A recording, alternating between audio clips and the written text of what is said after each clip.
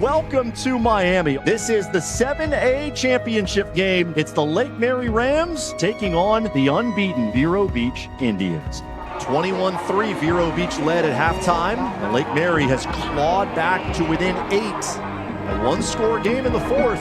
Just here in the last minute or so, the rain has started to fall more significantly. This is as hard as it's rained all night. 4th down and 31. There's no real threat of a fake. Lake Mary will get the ball back, and you're going to have to snap it back to your punter in wet conditions. There's a lot of strange things that can still happen. They snap it to White. He's going to run around. He's in the end zone, and he will take a safety with 12 seconds to go, so that makes it a 6-point game. A crazy play beats you in the state championship game. A crazy play could beat you. At least one throw for Lake Mary. Perhaps the final play right here. Grubbs forced to step up.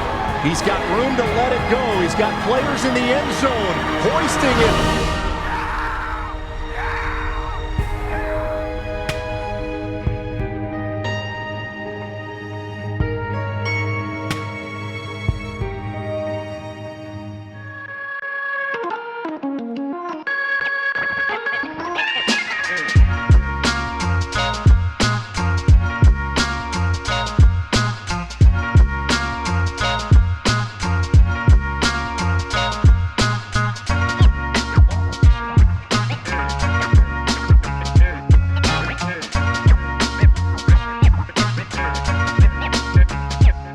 Got to Lake Mary in 1988, graduated in 1992. I felt like it was a great place for the well-roundedness of it with the teachers and the excellence in all the areas of athletics, academics, and the arts. Great experience as a student here at Lake Mary. Played baseball my first 2 years, played football all 4 years, and I was in choir for all 4 years. A lot of people didn't know that. I played defensive end and I played offensive tackle. I started, my senior year, I started both ways for about half the season. Individual, I think I was second team all conference, and I also had the coach's award awarded to me from Coach Peters. He was my high school coach and longtime athletic director here. Team accomplishment, we were second in the district, but back then when you're second in the district, you didn't get to make the playoffs. You got to make a bowl game. So we had 2 bowl games my junior and senior year, and we won one and lost one. My senior year, we won against Bethlehem Catholic, Pennsylvania, and I tackled Dan Kendra for a sack. He ended up playing quarterback and going to the NFL and all that stuff. Larry Brown was one of my physics teachers and football coaches here. And then, of course, Doug Peters was my football coach. And I had some really good mentors that I looked up to, and I was like, I could do that. I'd like to do that. You know, they're giving back, and the kids respond to these guys, and they love what they do, and they're excited every day for their job, or at least it seemed like it. I wanted to do that and be like them. So, you know, hats off to Larry Brown and Doug Peters for really showing me the way. I had so many fond memories. Football was a great memory. Different. I mean, we ended up beating Mainland, who was like number 5 in the state that year. All the stuff with chorus, you know, singing solos at the World's Fair, singing in Carnegie Hall was great. Oh, gosh, I was known for doing Elvis back then.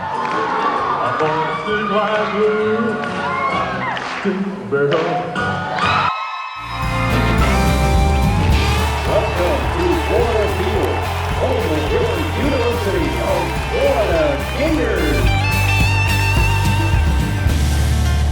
I had a great experience, you know, playing for the Gators, and Coach Spurrier was my coach, and, you know, he cared about his players, and you know, that's kind of the model that I wanted to be like that, you know, have a good interaction with the players, interactions, you know, joking interactions, and just having fun with the guys. My college coaches, Charlie Strong, Bob Sanders, those guys, you know, they went on to great things, and so that's what I learned from those guys. You know, I was a walk-on. I tried to try out to make the team. I wasn't a scholarship player. I played defensive line. I played mostly defensive end. Sometimes I got pushed down to D-tackle, depending on what they needed. 93, 94, and 95, and we won the Southeastern Conference Championship all 3 of those years. We went to 2 Sugar Bowls and then played in the Fiesta Bowl, the national championship game against Nebraska, which didn't end well for us, but it was a great experience nonetheless.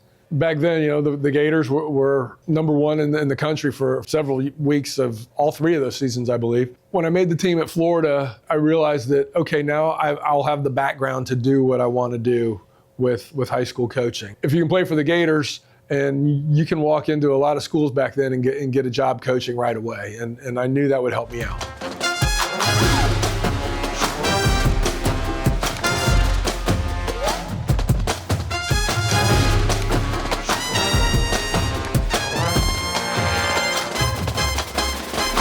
I came back home, went to UCF, got my master's in social sciences. Larry Brown was assistant at Lake Howell that year, so I helped him out at JV. And then right away after that, I got my master's. I got a job in Jacksonville at Fletcher High School, working under Joe Reynolds, who was a longtime head coach there, longtime AD. I learned a lot from Joe. He helped me out a bunch and then helped me get the job at Princeton. So I went to Princeton University for a year, learned from Coach Tosches, and he was the head coach, and Joe Susan, who was the offensive coordinator, who was the recruiting guy for this area, brought me up there.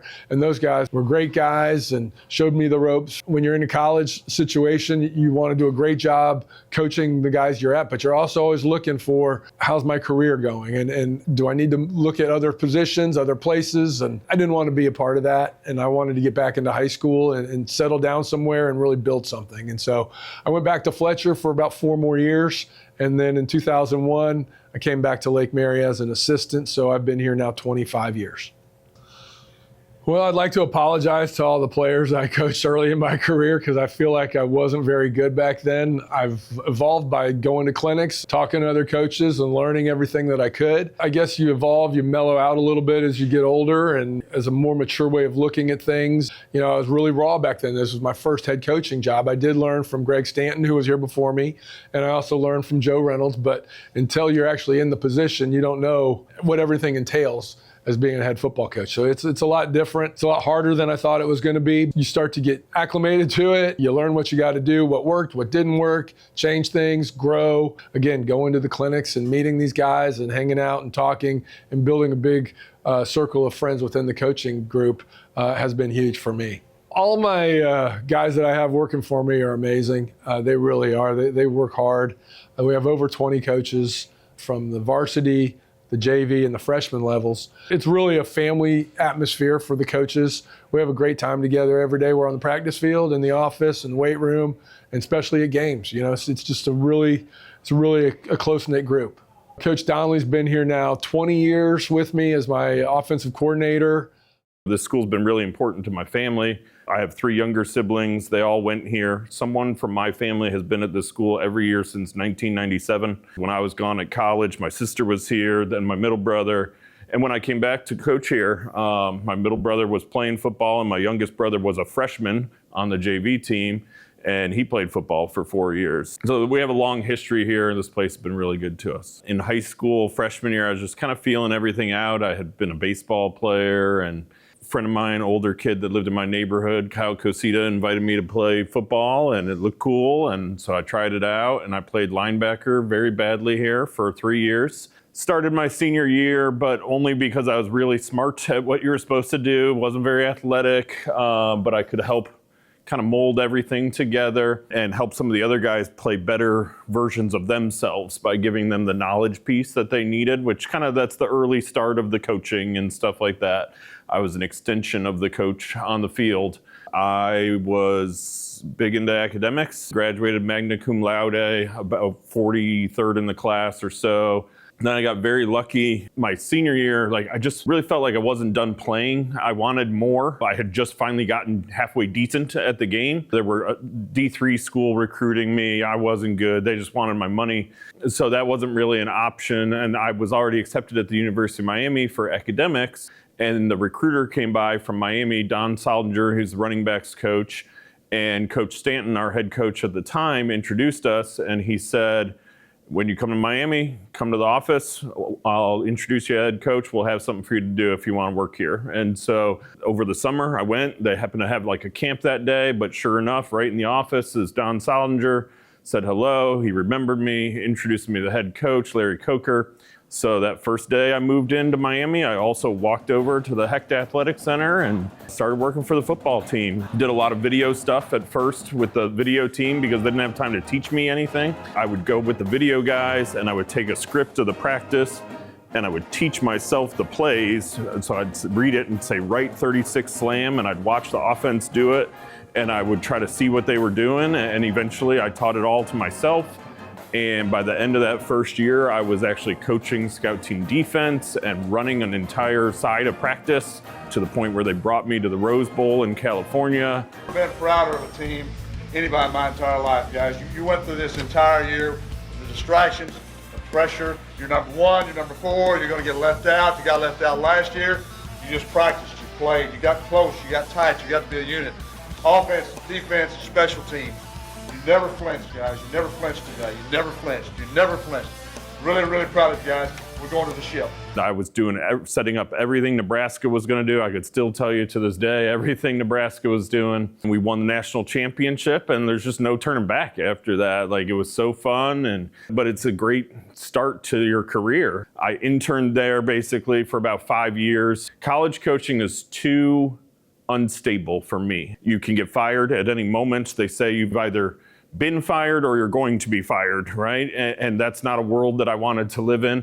I've always been interested in good ways to teach things, or felt like I could find a way to explain something well.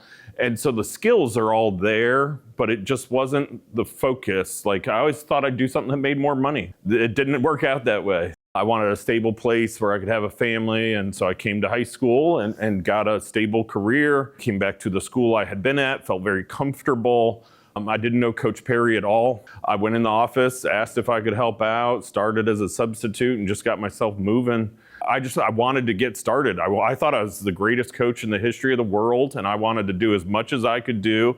I had no idea what I didn't know yet, but he gave me an opportunity from the jump. I was going to be the tight ends coach to get started. A couple months later, our O-line coach lost his job, and so I had to take over the offensive line, which is going to be 5 of the 11 players who are on offense. Also, we no longer have a tight ends coach, so now I'm at 6 out of 11 players on offense. So I was coaching more than half the offense from my very first year before the season ever started. It was very hard, but that gave me a really good start to, I need to get better at this. There's things I need to learn. I need to learn how to adjust better. Just because I think something should happen a certain way doesn't mean it's actually going to happen a certain way.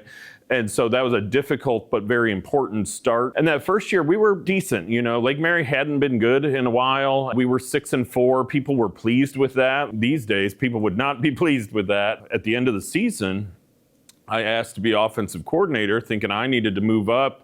And Coach Perry had been calling the plays, so I asked about it, and he said yes, with some supervision, which makes a lot of sense for a young coach. So he was going to still kind of supervise me and keep a tight lid on things, but I could call the offense and run things. And that gave me a lot of room to grow. You learn all the things you don't know. We were not good at football. We went 4-6.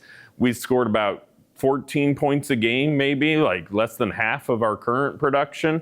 And I went into the end of the year meeting thinking I was getting fired. Right? I was sure I was getting fired, but it didn't work that way. He gave me another chance. We talked about what we need to do to get better, right? And that's been kind of the length of our relationship for 20 years. It's, all right, we did this better. What's the next thing? But we went from those first few seasons where we were very consistent, middle of the road. We were 4-6, 6-4 against very average competition.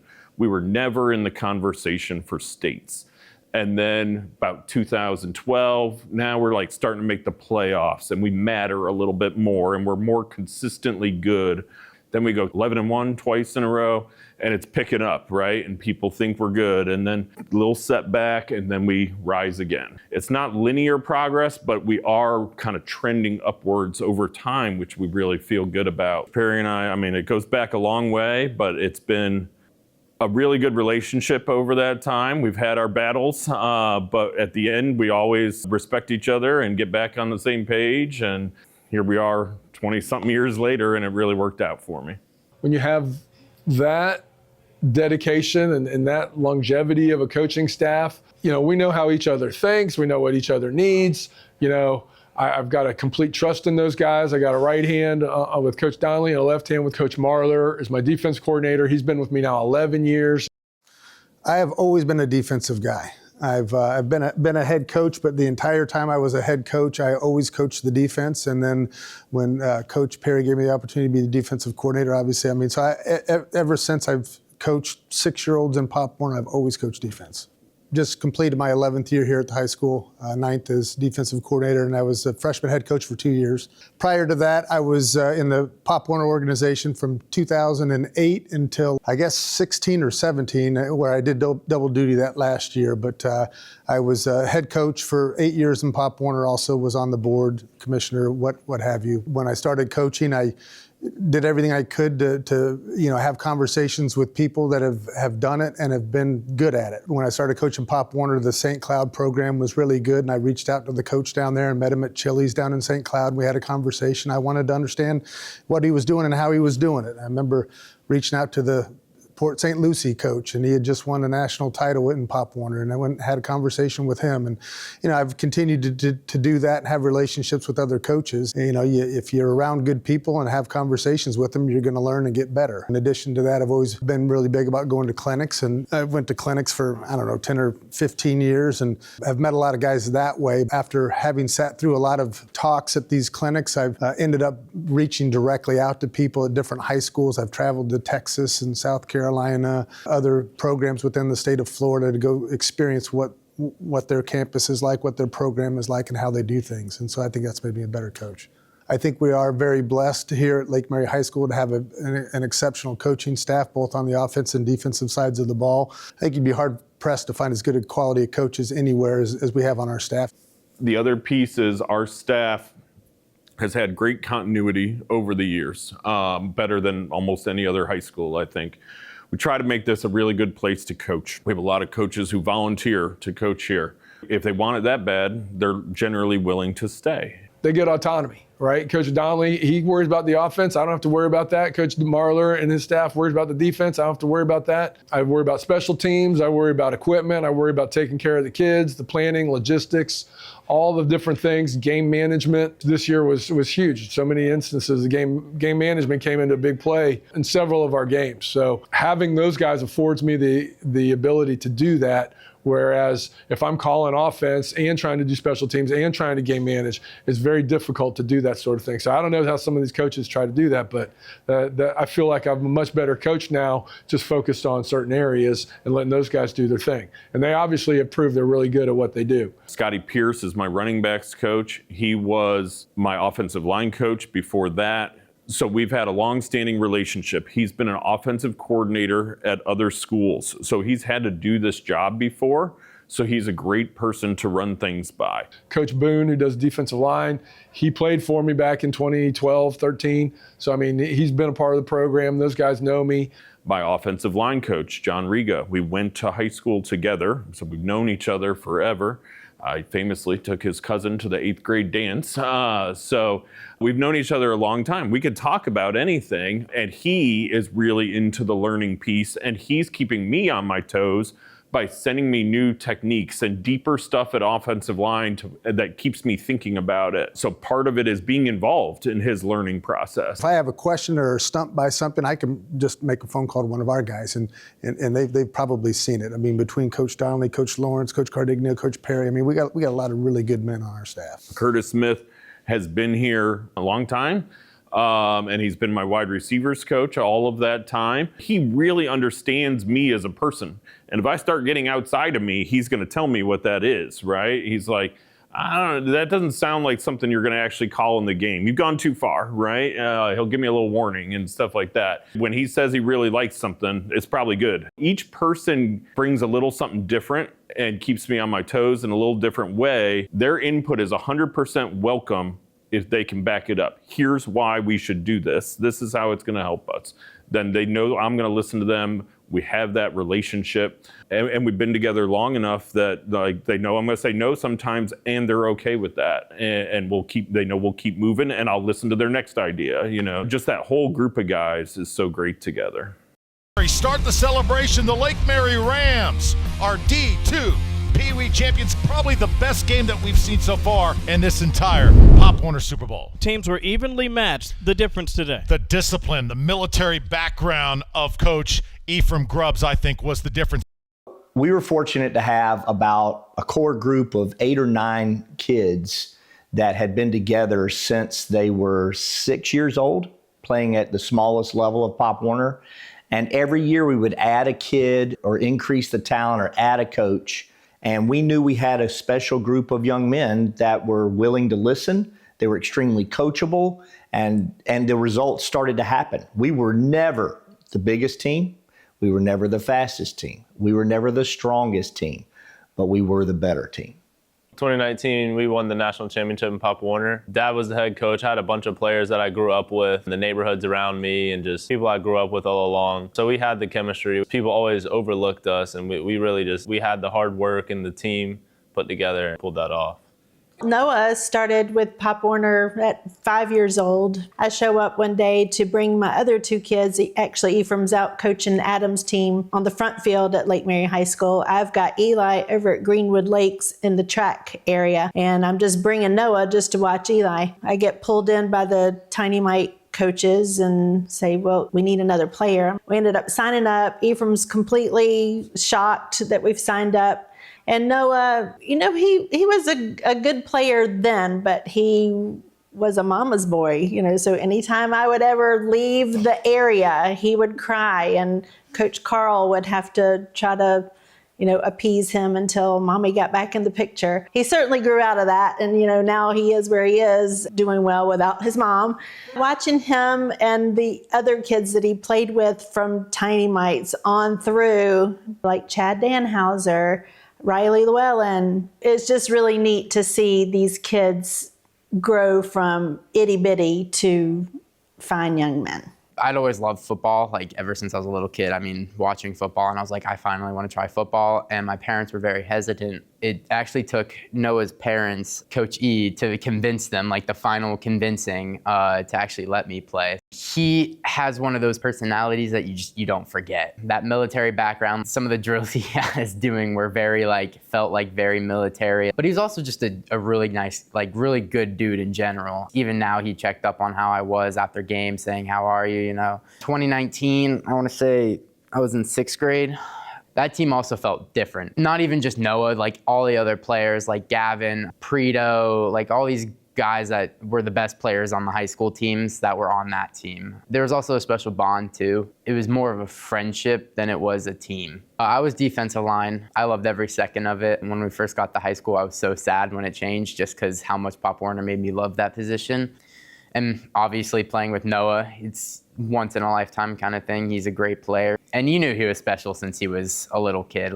He was making throws that high schoolers were making as a 7th, 8th grader. I remember my dad, when he first saw Noah throw 30-yard, 40-yard post just over the middle, my dad goes, is he your age? I was like, yeah.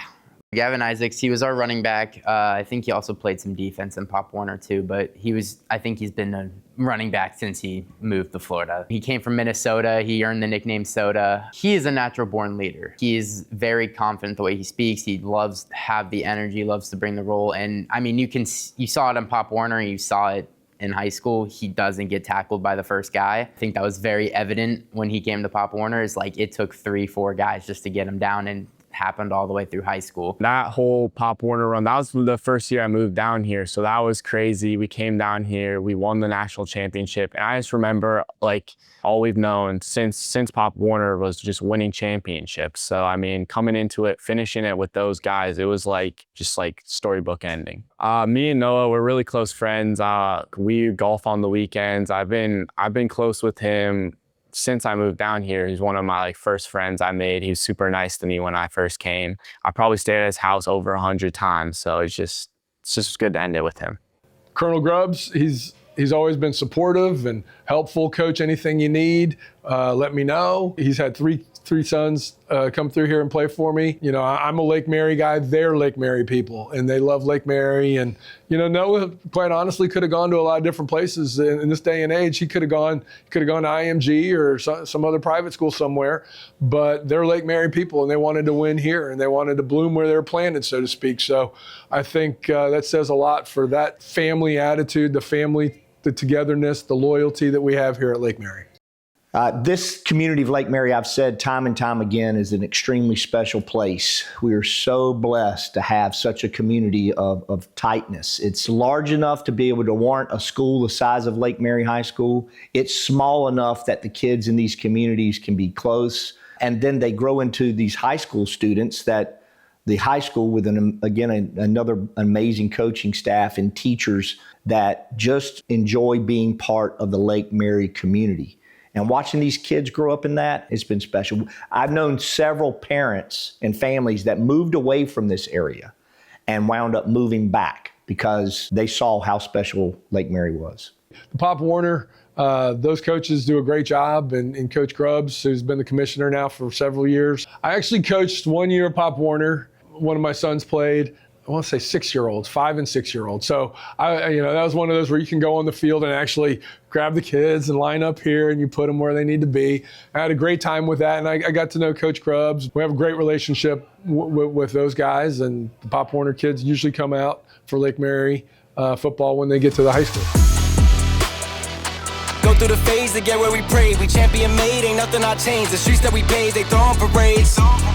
Ay, nobody can hate on the road that I played. When everything's settled, let's see who remains. From dusk till dawn, from night till day. Ay, checking the game, was never afraid. Just call on my name, they fall into place. The land of elite, the home of the brave.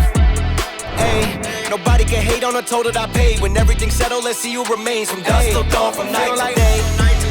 Ay, checking the game, was never afraid. Just call on my name, they fall into place. The land of elite, the home of the brave. Ay, nobody can hate on the toll that I paid. When everything's settled, let's see who remains. From dusk till dawn, from night till day.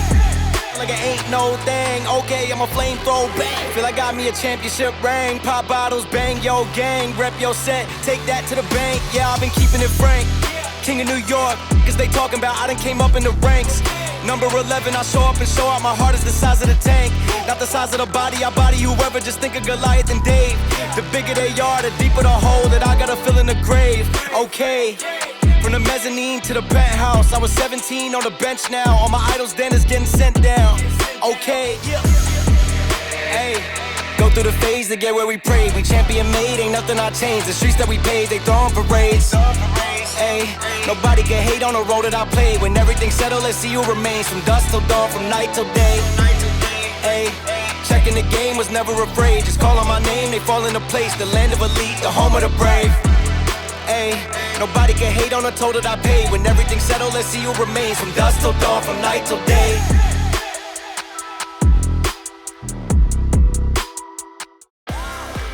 Whether you're looking to lace up your cleats or cheer your favorite player on from the stands, in Orlando North, you get to choose your own adventure. With something new to explore around every corner, you can get that game-winning feeling on and off the field. And no matter what your trip looks like, we want to know, how do you do Orlando North? Show us how you win the day with the hashtag #DoOrlandoNorth and plan your next visit at doorlandonorth.com.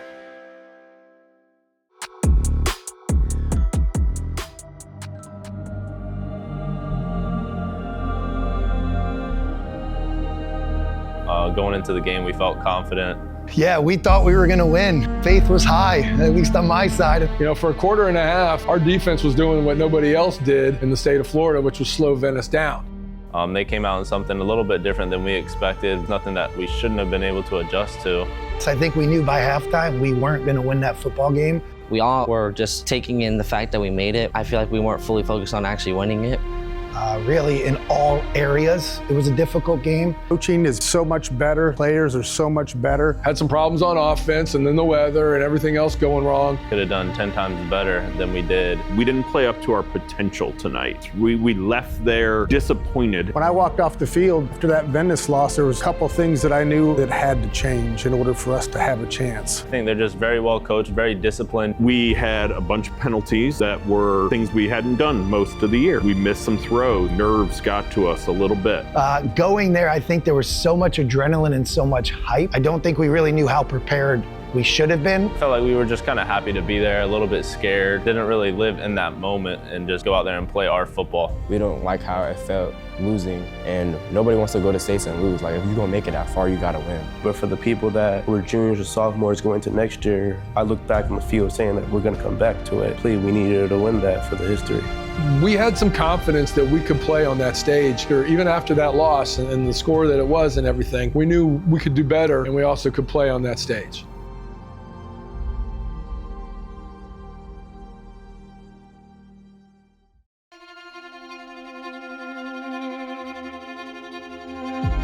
I think the Oviedo game for us set the tone for what the season was going to be like. Obviously, it's going to be difficult with 30 transfers coming in. It takes time to learn the system, whether it's the defensive scheme or offensive scheme. Like Barrett coming in from Orange City, I had to get on the same page with Noah. I really wanted him here, and once we got him here, I knew like the connection we were going to have.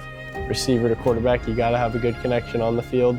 Usually a new wide receiver comes in, it's going to take a few game weeks for people to connect, but the things that we did in the off season and over the summer, spring, like all that, we started to really connect. We'd hang out all the time. We had similar interests, so that definitely helped build our connection on and off the field. I could just feel the timing of everything and just being able to trust that guy. The ball's in the air, there's no one coming down with it but Barrett. Another thing we learned was how important Barrett was. He had over 200 yards in that game, but he really went off in a way where you're like, oh, he's good in practice, but he's also a gamer. We also had O'Shea at running back. He came in from Masters. Growing up, played with a lot of people that was on this team. Coming over here, I didn't have to adjust to a lot. Just hearing about the great coaching, it was easy. It was an easy decision to make because I feel like it was already a brotherhood. Oviedo helped us grow in a lot of places. We all really felt like we won the game. Scoreboard said different, but we all had confidence that we did win that game. We held them to like under 120 yards of their offense. The defense did great. Like they had stops all game. We let up a kick return, and that's it. I think we had almost 400 yards of offense. But we fumbled 4 times, right? My biggest mistake that entire game was when I'm going down to the ground, the ball will always come off of my body. So half of the time, it wouldn't even be fumbles. It'll just be me hitting the ground and the ball bouncing out. So he had too many balls on the ground in that game, but he really learned that lesson. Obviously, O'Shea had his ups and downs, but I think that built him. It's going to happen. It's football. The ball is going to fall down. How many fumbles did O'Shea have after that game? The answer is 0. Offensively, we grew from it. We hurt ourselves badly, but in the end, Oviedo got us. Thank goodness it's a kickoff classic. These are the lessons you need to learn in the preseason, and this team had a lot to learn. Statistically, we played pretty well, but we turned the ball over 4 times, and so we're all just looking at each other going, we got to eliminate all these stupid mistakes we're making, because we shouldn't be losing games where we're outgaining people like that. We wanted to try to eliminate and fix those mistakes going into the next week for Miami Norland. Coach Perry makes the whole schedule. Norland, Osceola, Lakeland, and Rains. The first 4 weeks, those were brutal. Just preparation, the teams we played, those guys were rough. First 4 was hard last year, and now it's brutal. No one in the state has a first 4 like that. Because we're playing top programs that been in the States multiple years in a row. They got a whole bunch of D1 commits, a lot of people with stars, so that really woke us up really early in the season. I think there's certain teams that you can schedule that are going to lead to a pretty good record at the end of the year. Now, that doesn't get you ready for the playoffs, right? We told the kids, we'll be tested. There's a reason we scheduled those hard teams, knowing that we're going to face teams just like that in the last 4 weeks, last 5 weeks as well. I was sitting in Miss Lowe's class right next to Ronald Parkinson. We saw the first 4 games and we couldn't believe it. Norland to start it off, and me and him were just sitting there in awe, looking at their roster, praying that their guys were seniors. You know, Miami Norland comes with a name because they're down south, so a lot of people kind of doubting us. Some people thinking we're going to win. Some people, during the halftime, we were down by a lot. I seen people leaving the game. We had a great scheme. We were calling a great game. Now, players, you got to play. The halftime thing, I get asked about that a lot. What'd you say at halftime? Every game is the same. You come in at halftime and you go, what worked? What do we need to go back to? What didn't work? Why didn't it work? Can we fix it, or do we need to throw it out? You know, there's no magic Friday Night Lights movie speech that I come in and I go, all right, now I'm going to tell them this and we're going to go out and we're going to play so much better. It's a miracle. No, it doesn't work like that. You got to fix what's broken, and then the scoreboard will take care of itself.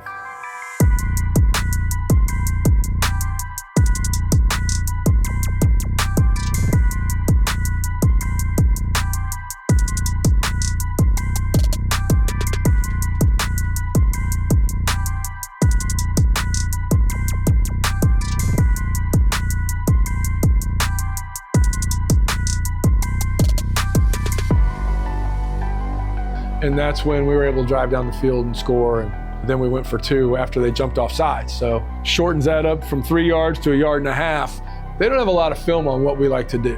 They're coming in blind to this, and you know we've got some pretty good scheme here. And I think, you know, hey, Coach Donnelly, if we give you 1.5 yards, can you do it? And then last play on the goal line, the 2-point conversion for game, he put the ball in my hands, and I knew I had to get in that end zone. So, you know, I was happy because that showed me that the coach had a lot of trust in me.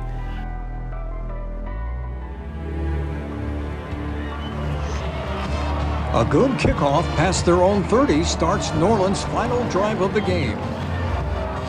The Vikings with a quick pass and out of bounds, setting up a field goal to win the game.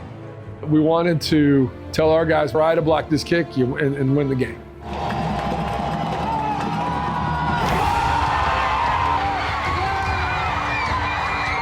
We are like that. Put respect on it. Put respect on it. We don't lose in Miami, I'm telling you. Never count us out. Never count us out. Mary does it. That's how Lake Mary does it.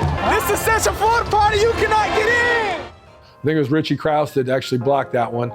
He did a great job, timed it up well, came right through, got his big paw up there. Beating them first game of the season, coming back, was huge. We put through the whole game till the final whistle.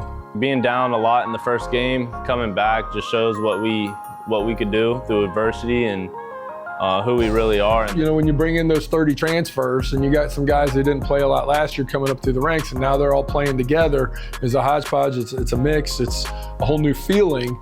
And then you win a game in that fashion, those guys are going, okay, A, we belong, right? We're able to compete at a high level, and B, we're never out of it. We got to keep believing and keep fighting through any adversity that might come up. And that paid off for us many times throughout the season. When you play Osceola, and it's no joke, right? It's big boy football. They're a very physical football team. They're great on both lines of scrimmage. And then we already knew what was going on. We knew that they had a really good defense, really good offense. The preparation was, you were really focusing on our offensive line, trying to protect against those guys. Our offensive line, like I said, was new and had to learn how to work together and be physical, and our defense being physical enough to slow down their ground games. With the bus breaking down, causing us to sit at the bank, it kind of started us a little bit, you know, because it's game day, you know. The bus breakdown doesn't help. You know, we have great senior leadership. But we knew that we had to stay locked in. I just told everybody that our bus broke down. It doesn't mean we could stay locked in, get mentally prepared for that game. Our defense had been playing well, like I said, and we just had to go out there and get our offense tuned up. As we start the second half, Osceola with a short kickoff. Scooped up by Robinson. He makes one man miss. Cuts to the outside. No one is going to catch him. Touchdown return for Javon Robinson. I mean, so now it's 12-7, and they were running the football, they were running a lot of clock, and we weren't getting very many possessions. So we were like, okay, well, the possessions we get, we gotta make something happen here. I was pretty upset because the whole game, I was just coming back from injury. And the whole first half, I felt like I couldn't really go in the game and help us out. So when I had to win in the game, I just had to do something. I got like 3 catches, and that really led up. It built like momentum, and I just finished it off.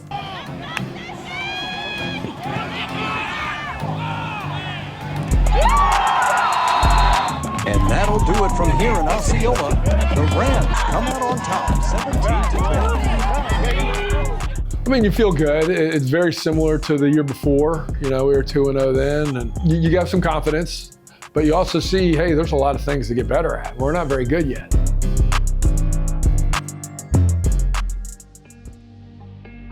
Lakeland, a historic program. They've won multiple state titles. Lakeland's the only game in town down there. If you're a good football player in Polk County, you're going to Lakeland High School, and community gets up for it. There was a huge atmosphere. It was a lot of fun.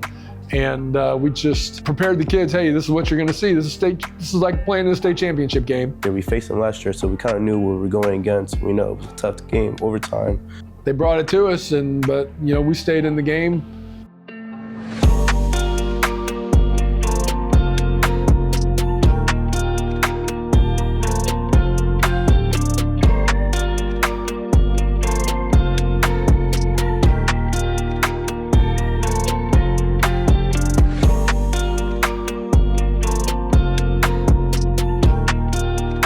This is the best opportunity in the world. We're up 13-10. That team is a good team. They've come back on everyone, not us. We have not put it together yet, but this is your best half. If you really watched the Lakeland game, we were right there with them the entire time.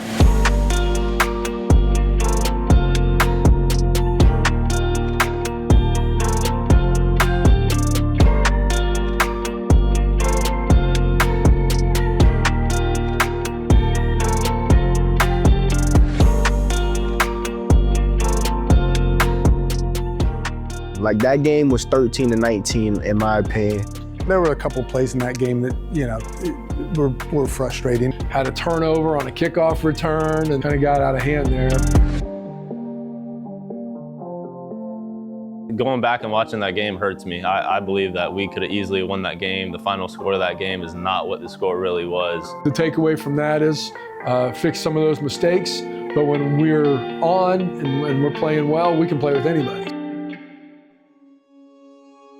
We did not know a lot about Raines initially. The week of, we always do our research. We knew they were going to be good, and Raines always had athletes. They were a very talented team, but we've played teams like that. So it was just a matter of going out and executing, and we didn't do it very well that week. They had a lot of just breakout plays. It wasn't really much of hey, they're just running all over us. It's just people making bad decisions.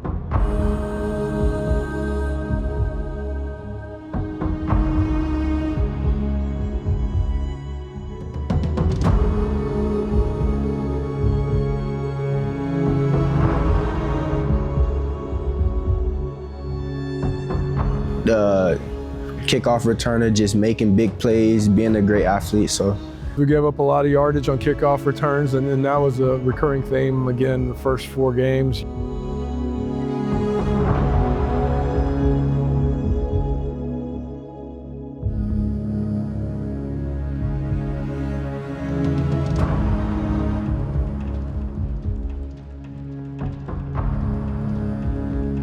People really saw that game as oh my gosh, we did terrible, but to be honest, we saw it as a wake-up call. We knew that we got to come back stronger.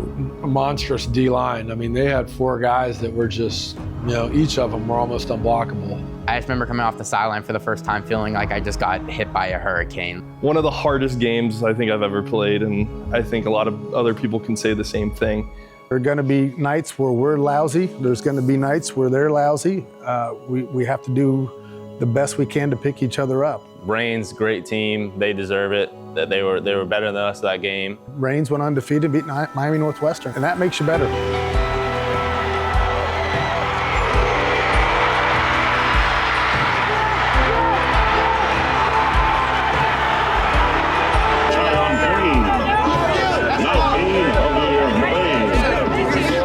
But after that, everything changed. The errors we had, we make sure we worked on those. We got new plays in. We just try to figure out who we were as one whole team.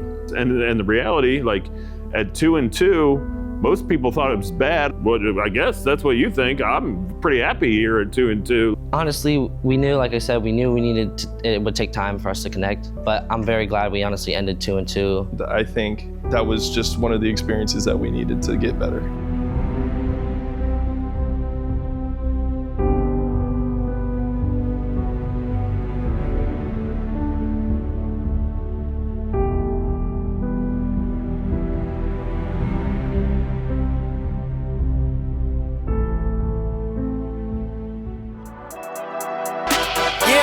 Let's see how you do under pressure.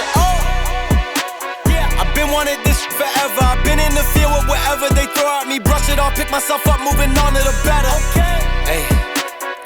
Ain't no errors, baby, it's a new era. I wake up early, feeling rich like I'm Kesha. I get to the paper, boy. Extra, extra. Walk with me, you know that I got it. Come with me, let's take a trip to the islands. We up on the jet, we'll do more than just fly on it. Stand on that hill, you gon' die on it. Boom, boom. Baby, I'm not one of them, you should try on it. Miss me with all that, I'm on to the next. Whip this up, I send you back to your ex. But good luck with that, this is big as it gets. Hey, let's see how you do under pressure. Let's see how you do under pressure. Give them a name to remember. Hey, let's see how you do under pressure. Let's see how you do under pressure. A moment can live on forever. Yeah. Oh shoot, they don't let me shoot a whole clip. Firepower in this coalition. We just turned the field into a demolition. It was desolate, but I had premonition. I was training for war, every exhibition, every extra mission, every enemy listening. Get on.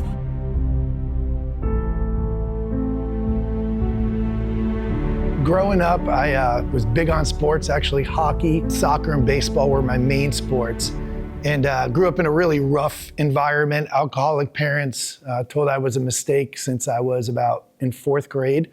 So unfortunately, even though I really thrived in sports all throughout elementary and middle school on state teams and all of that, when I moved from New York to Florida in high school, my freshman year, I tried to do everything I could to fit in, which led me down a really bad path. Got in a lot of trouble, did a lot of wrong things.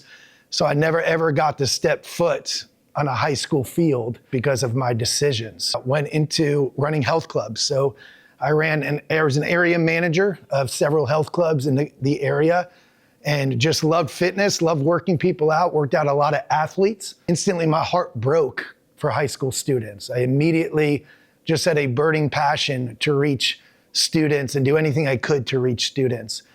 So in August 2013, I left my career, 6-figure career, to become a missionary to reach students. This was the first school I came to.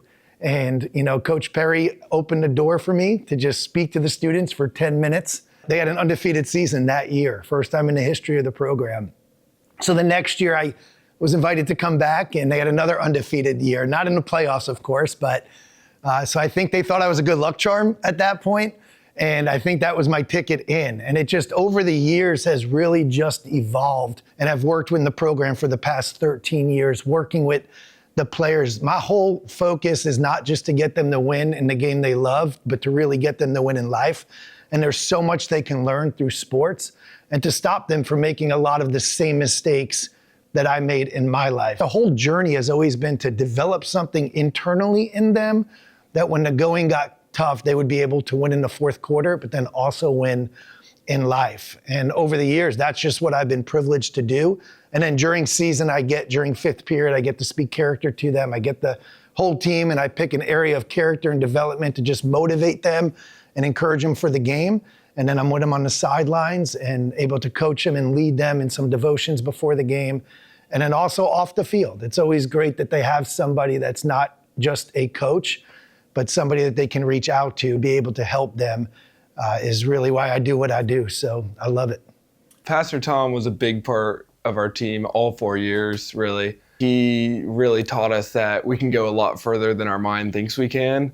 And even when your body's ready to shut down, you can go a lot further. And I think his message of you're not actually as tired as you think you are, push through, it just helped us win so many games. And the confidence he gave us on the sideline at halftime and between timeouts, he was really a huge part of our energy levels and how we played this year. He's a great leader for the kids, a great mentor. He helps us out, in the off season. Once a week he comes in and does a little workout, a little mental focus workout, a little toughness workout, a little team building workout. And then also during the season, he comes in and gives, maybe a 15-minute little pep talk. It just really encourages the kids and, makes it more about being a good person, a good teammate versus all the X's and O's. He really prides himself on reaching the kids. And some of the hard to reach kids, he does a great job reaching those guys. The most meaningful things to me after being invested in Seminole County Public Schools for so many years, winning almost every award you can win from the county on the schools and never doing anything wrong on the schools. For a 2003 drug arrest to take me off the schools, just to see an entire team,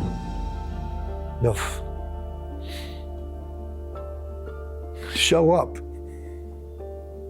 when I was in my worst and tell me that I'm their leader, I'll never forget that. I'll never forget it. Never forget them coming to me on the sidelines. It was hard. It was painful. I've given my heart and soul to do this, and I don't get paid for it. I remember the very first game, I said, I'm still gonna be the first one out there, and I'm gonna be the last one to leave. And I would line up when they all came and do what I always did. I just had to be behind the fence. And I remember after I did all that with them, the entire team walked over to me and they said, Pastor Tom, we're a family and you're our leader. Pray for us. It was so affirming to me, and I almost feel like God used it to bring a group together that wasn't together for a lot of years to rally around something. And then eventually, you know, by the grace of God, that the door was opened back up and I was allowed to come back, and, you know, I'm still here.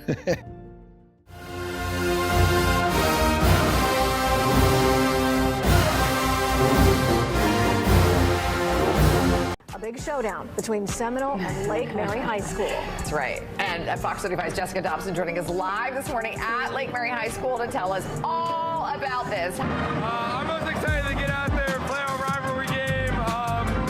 Biggest game of the year for us every year. District game. I'm excited. The energy's just different all week. Man, hey Seminole, bro, y'all never been better than us. We coming, boy. We coming. It's a big atmosphere. You get out there, everyone's chanting, the other team saying you suck, then you got our team saying they suck, and it's probably like the biggest game of the year. I remember taking a 37-yard field goal, and the away side, it was filled with people. It's a rivalry game. It was everything you'd want it to be, except I'd like to be up 35, you know, but they are a good football team, and they're not gonna let you do that. And they got a lot of pride in who they are, as they should, and they brought it. They really came after us with everything they had. Jamarion had a beautiful pick six. Jamarion, yeah. Oh, that I remember. QB rolled out. I ended up going behind the offensive lineman trying to chase him. I see the QB throw. All I hear is a smack of the ball. I see Jamarion, and then I look up and I just see Jamarion running all the way to the end zone. I was excited. Jamarion's a great player, and I was just glad he made that play because that really boosted how the game went for the rest of the game. No watch, no diamonds, no watch, good timing, yeah. New watch, no diamonds, no watch, good timing, yeah. Need no middleman, I'm the man to man, send it in. I like what I like, me, I know my rights is sipping in. I like having fun, I do what I want, it's what it is. For my son and son, for my daughters, yeah, it's for my twin. I work through the night, I do what I like, get a check, I go for the ride. I've been down the ride for the win, still move on. It felt pretty great, you know, just knowing that we beat one of our biggest rivals and knowing that we sealed that and they can't talk no more trash against us. You know, there's a lot going into beating Seminole and playing Seminole and a lot of emotion. And so when you come down from that, and then you have Evans, who you've beaten many times over the last, 4 or 5 years, you go, all right, okay, maybe I don't have to practice as hard, or maybe I just need to recoup a little bit. Now Evans, on the other hand, physical team, well coached, great athletes. They got some kids that can play, and they were on a roll. They've been having a great season, and we didn't play very well. And those guys they out physicaled us, and they ran the ball down our throat.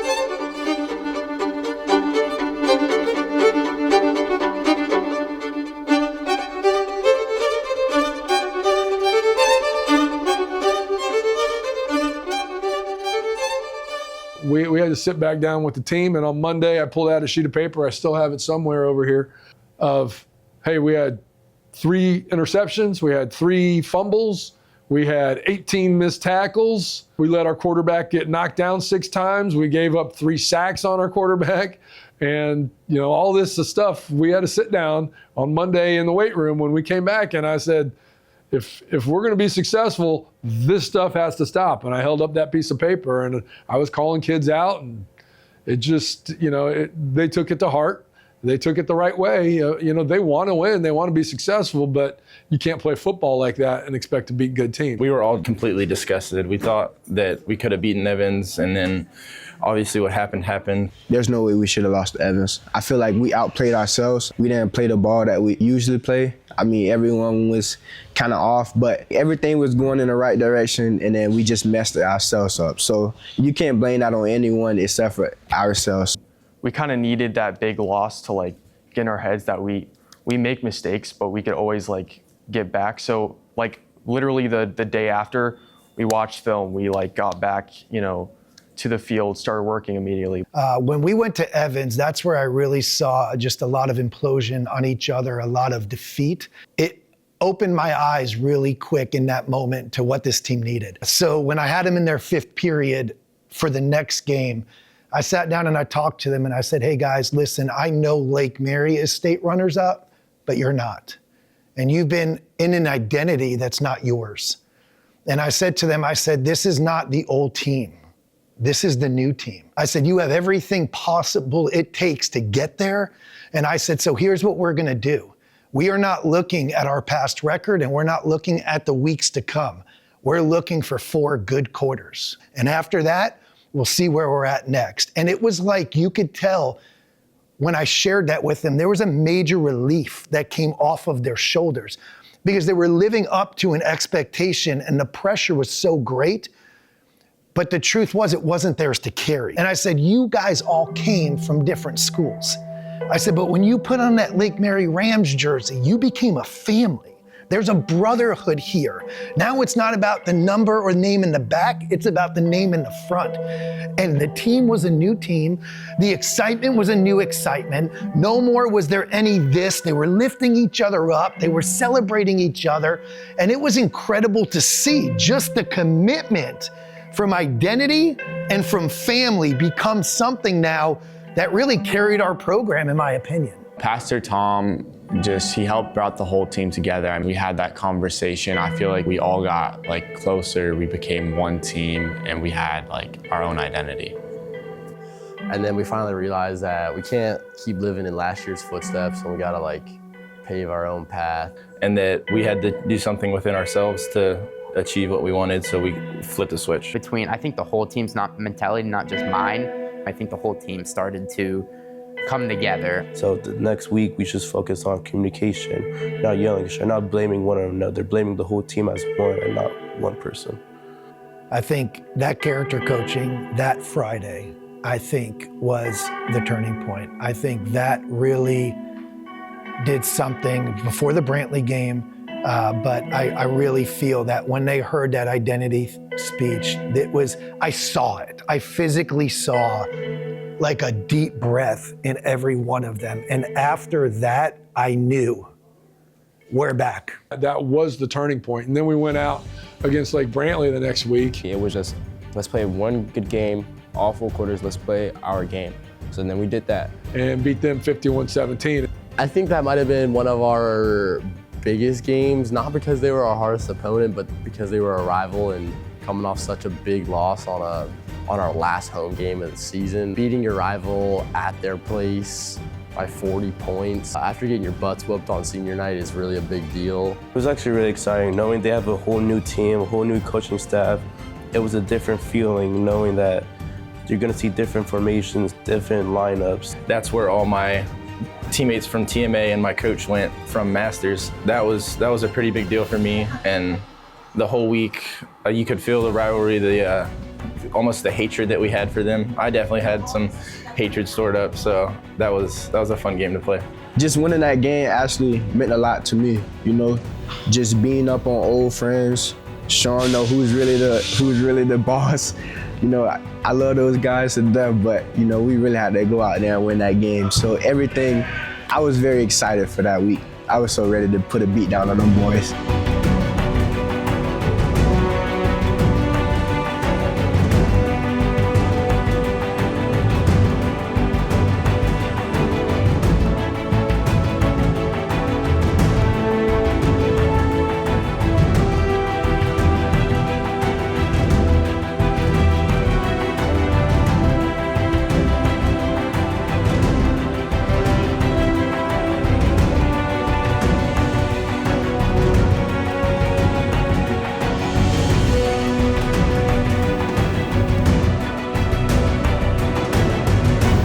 felt like redemption. Felt like, okay, we're not as bad as we felt like after the Evans game. We're a better team. I mean, Brantley, I think, was what, 8-1 at the time or something? They were pretty good. It felt good to beat those guys, the rival, and the bounce back after the Evans game. And hey, let's get ready going forward and keep getting better and keep learning from that. So we had like 4 basically perfect quarters, so that we just wanted to keep carrying from Lake Brantley into the rest of the season. Set, go, flip, punch, slide, get up, good. Nice. I started my own quarterback training business, Be True Quarterback Training, and my own camp business where I travel all across the world, partner with former NFL and other college quarterbacks. And so they've kind of helped start my quarterback camp business, and that's ultimately where I found Noah. And he came to one of my camps. I believe it was 2018 or 2019. Here comes this 6'4", 200-pound, 7th, 8th grader. His dad came up to me after the camp, introduced himself, and then was like, hey man, we really want to get involved. We don't really have a trainer. Literally within 5 throws, I went to his dad, and he kind of looked at me and I said, look man, like, if you trust my process, I've trained a lot of guys at this point. Again, this was like 3 or 4 years into this business. I was like, look, if you trust me in my process, I will make Noah the #1 quarterback in America. It's really cool. I've seen like high school football blow up since I was playing in high school. It used to be a really big thing. We used to look at the Sentinel. They used to do predictions. They kind of got away from that. And so me and Heath Ziegler, who's Phil Ziegler's son, now we were coming up with the idea like, hey, let's bring high school football back. I have our own high school football scoreboard show. I started this thing back in 2016, going over predictions, players of the week, recaps of games. On my show, on record, I never picked against Noah, ever.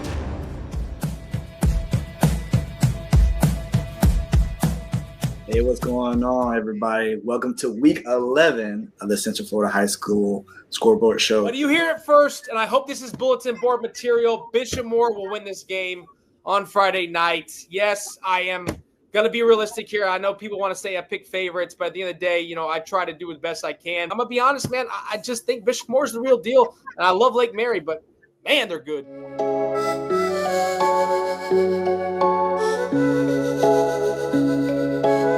People really doubted us that game. People thought since they're undefeated and they were something new, they were gonna come out and stomp over us, but we had a whole different mindset. All the people say, oh, they're 10-0, what y'all gonna do this week? Talking trash, we might lose this and that. Everyone was a little bit upset when Balin picked Bishop Moore. I thought we were the better team and we went out there and I think we proved it. We was doubted all year. From the first 4 games of the season, we was used to it. So like, we really was just now, we proving people wrong. So honestly, I feel like everybody, when they doubt us, it just makes us want to go out there and prove them wrong. Like when Balin, when he said that, they sent it in the group chat and they're like, dang, so this is how we feeling. So then we were like, let's just prove them wrong. We just manhandle them up front, just the 5 up front, O-line.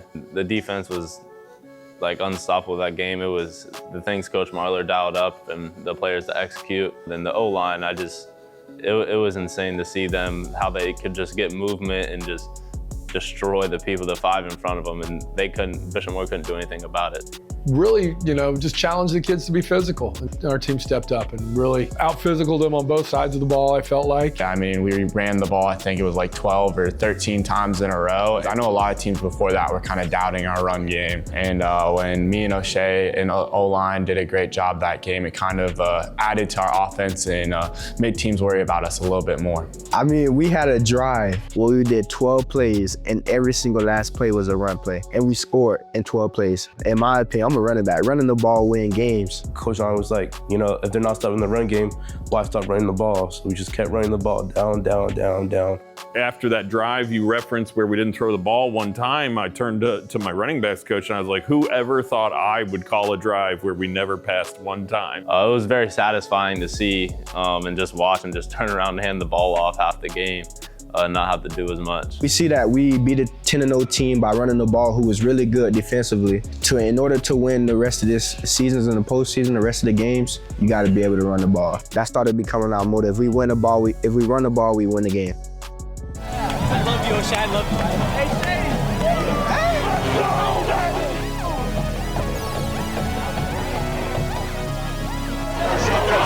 Hey, it was too easy.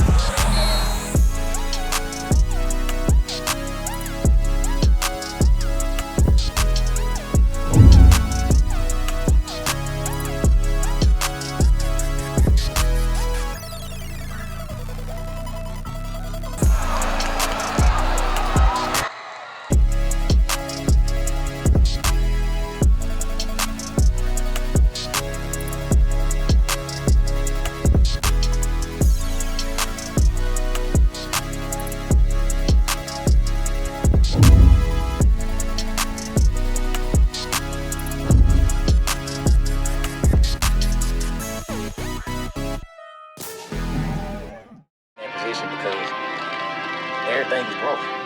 Every time I elevate, it's something to celebrate. John Jones, I went to heavyweight on these featherweights, but I ain't backing down, I'ma take the weight up another plate. Lean at the crumbs, that's how you eat, let me demonstrate. Decade in the game, I ain't lost a step, I just up the pace. Watch them up the pay, I put in the reps and pick up the chase. Then it up the balance, but we ain't even no miles away. It ain't just a talent, I took the challenge and walked the craze. Fell a couple times, but I got back up with some saving grace. Definitely leader, a pastor still need a preacher. Talk to me when I'm shallow, lend a lens to see deeper. Closer in to see higher up, that's too much for the speakers, but ain't much for the thinkers. Clouded, I rush to the lower end to see what's in the deeper. Found a message to send itself with much younger and eager.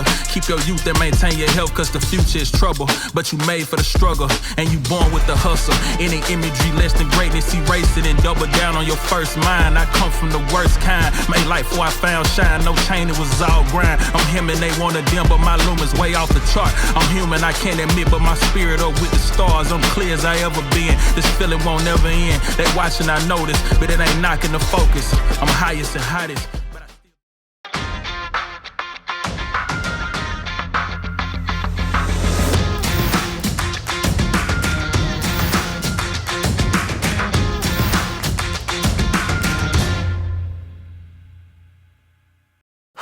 People thought nobody could beat DeLand. I thought we were the only people who could beat DeLand. You know, they were undefeated, you know, so just preparing, like that week of practice was different than any other week of practice. I mean, I didn't see a single smile on anyone's face. The biggest thing that I've had to learn is how to adapt. And I actually enjoy it a lot. Rick Darlington, who's at DeLand right now, he spent 3 hours with me one day after school teaching me what they did and the principles of their offense. And that really helped me look at offense a different way. It's not just what we're doing on the play, but how we're forcing the defense to have a certain action and reaction. At the beginning, I thought, oh, you just teach these plays really well and it'll go well. And that's just not the way it is at all. I run the scout team every week because it's really important. I know how to make it look the way he wants it to look.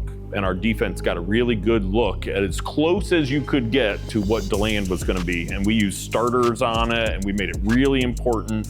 The practice of that was absolutely critical. And so we got it ready.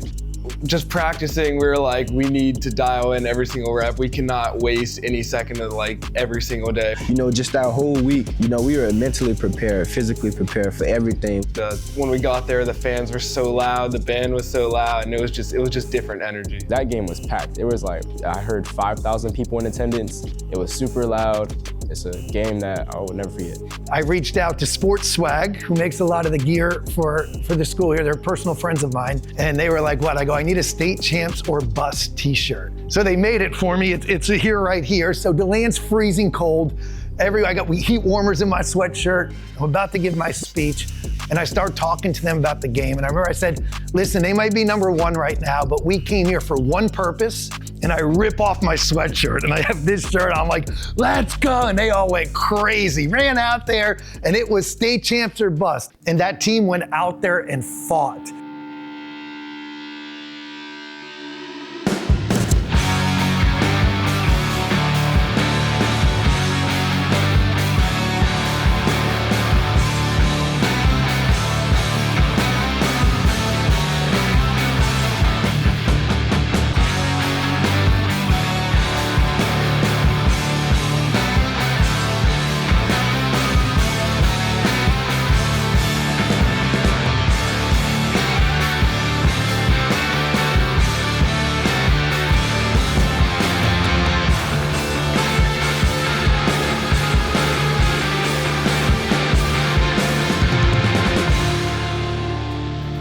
You just got to get lined up. You got to try to win your one-on-one and hold your breath. DeLand, it was a tough game. It was really an offensive game. They score, we score, they score, we score. But we pulled through. We came through when we needed to, and that's what matters. So, I mean, at the end of the game when Jamarion got that pick,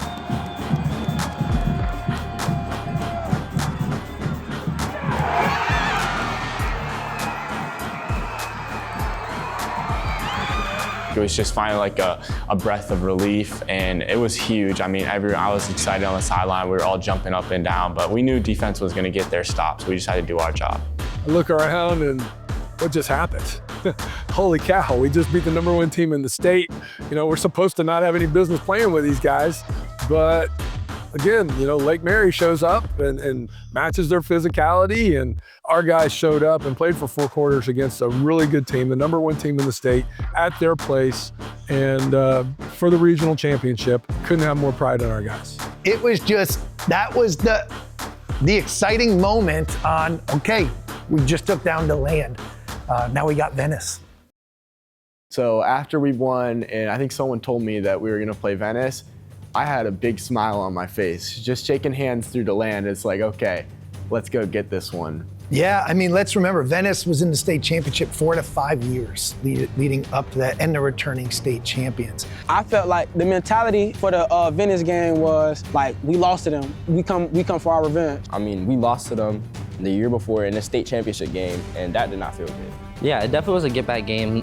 I was very excited to get to play him at Lake Mary High School in Don T. Riddle Stadium because it's a special place.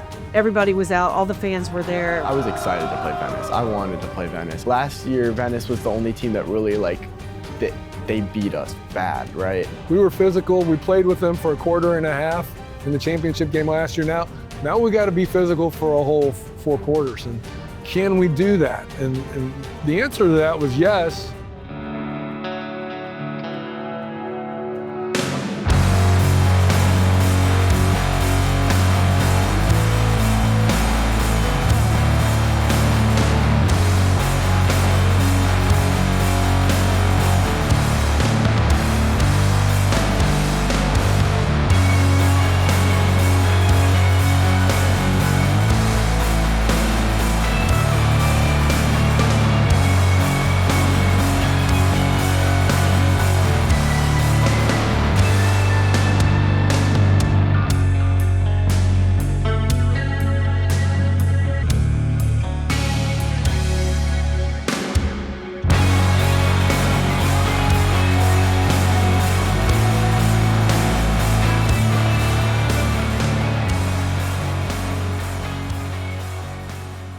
So it was, I want to say, 25 seconds left on the clock.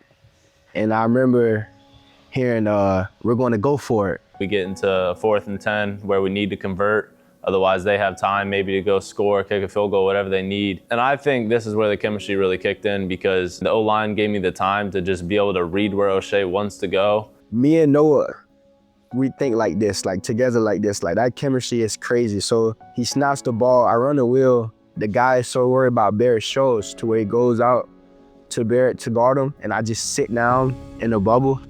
We just connected and had the chemistry there in the right time. I spun back inside and then made sure I got down the St. Louis game.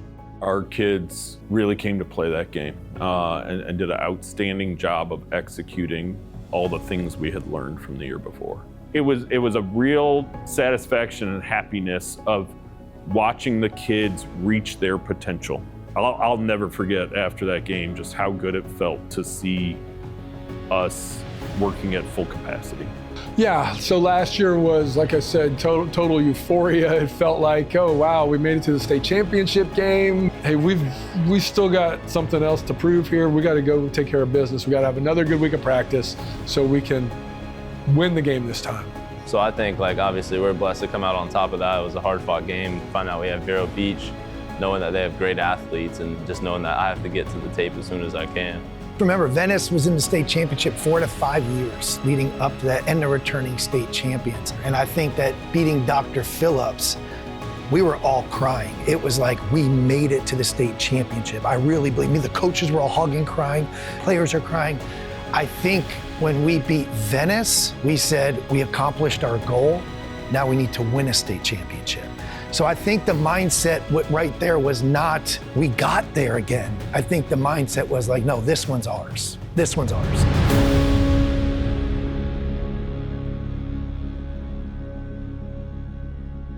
Oakley had the camera, So that was fun, right? And Mason also had the camera for a state ride, and I sat right next to him, so all I'm hearing is them talking to themselves the whole time. What's going on, Ram Nation? Oakley Falls here checking in breakfast. Mason Arnott. Mason Arnott. Walking out to the buses. Yes, sir. Hey, we lit! On the bus. About to head out. What's up, y'all boys? We're ready.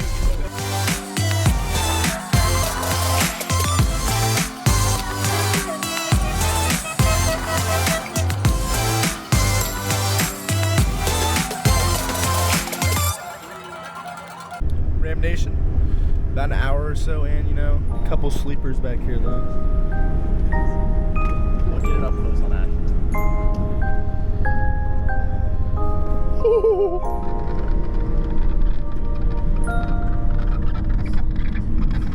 This is brotherhood.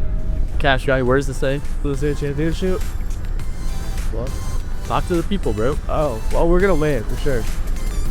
Yeah, J-Mo in the cut. Yes, sir. Yes, sir. Yes, sir. Did I say so? We are just now arriving at Olive Garden, and we are hungry. Hungry? I'm as hungry as Zach right now. All right. We are so hungry. Oakley, you hungry? Woo-hoo! 1, 2, 1, 2, 3. Release them. Gonna get some good food before the state championship. Got anything to say? Say something to the camera. We bringing the hardware back. Yes, sir. And then Oakley and Mason are doing some weird stuff, and how like far can you fit a breadstick in, like your mouth or something? Yeah, it was Mason's idea, and we just went around asking people if they could fit a breadstick in their mouth.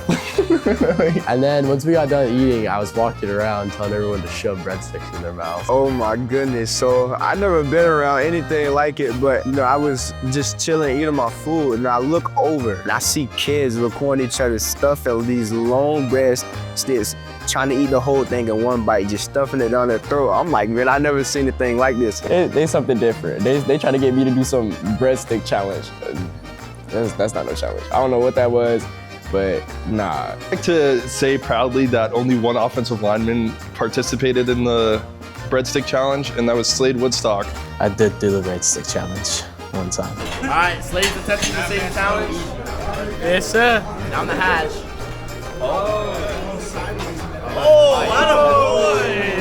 Went down smooth. A little part of me was like, yo, you know we got a state championship game in a couple hours, like we need to be locked in. But on the other hand, it's like, you know, you can't do anything but enjoy these moments. So that was crazy. That was funny, man. Like a team bonding type thing. Like we were having fun, but also being serious at the same time. Guys were we were messing around at Olive Garden for sure, but I mean, that's how the team is. We always can mess around. We would always know when to lock in at the right time.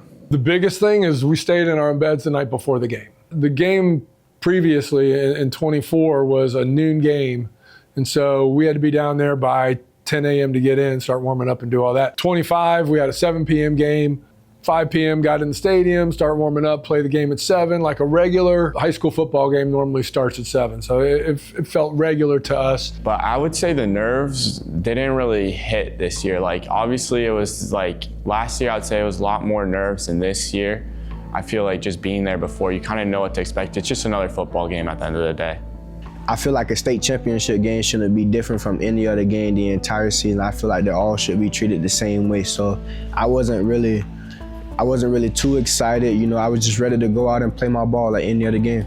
Going into the Vero game, we were like, nobody's satisfied yet. Like, our season's not over. We just got to win this one more game. And the coaches definitely like helped prepare us so much that week and just get our minds right, because that's a different stadium as well. Everybody was a little nervous at first. Just really wanted to get out there and just start the game. Once I got there, I didn't want to wait the whole time and just have the nerves running up the whole time. This false, like, can we win? There was a confidence, we're going to win. You refocus the kids. It's about doing your job. Okay, how do we stop this guy? How do we stop that guy? How do we stop these plays? Physical up front. Their offensive line was huge, and just really focus on doing their job. And I tell you what got us ready to play Vero was playing DeLand and then Venice and then Vero, because you got to be pretty dang good and you got to be very physical to beat those other two teams the way we were able to beat them to give us a chance to play with a Vero. Our first warm-up, we decided just to go pants and shirts and helmets. and then come out with shorter pads later on and get warmed up. We got some tips from Venice's coach, how they would warm up without their pads on, so then you wouldn't be gassed by the time the game started. So we were out there, no pads on. First time we've done that all season. We knew it was gonna be hard, but it's about us. There is no tomorrow. 48 hours. I said, no tomorrow. Because we're gonna get out.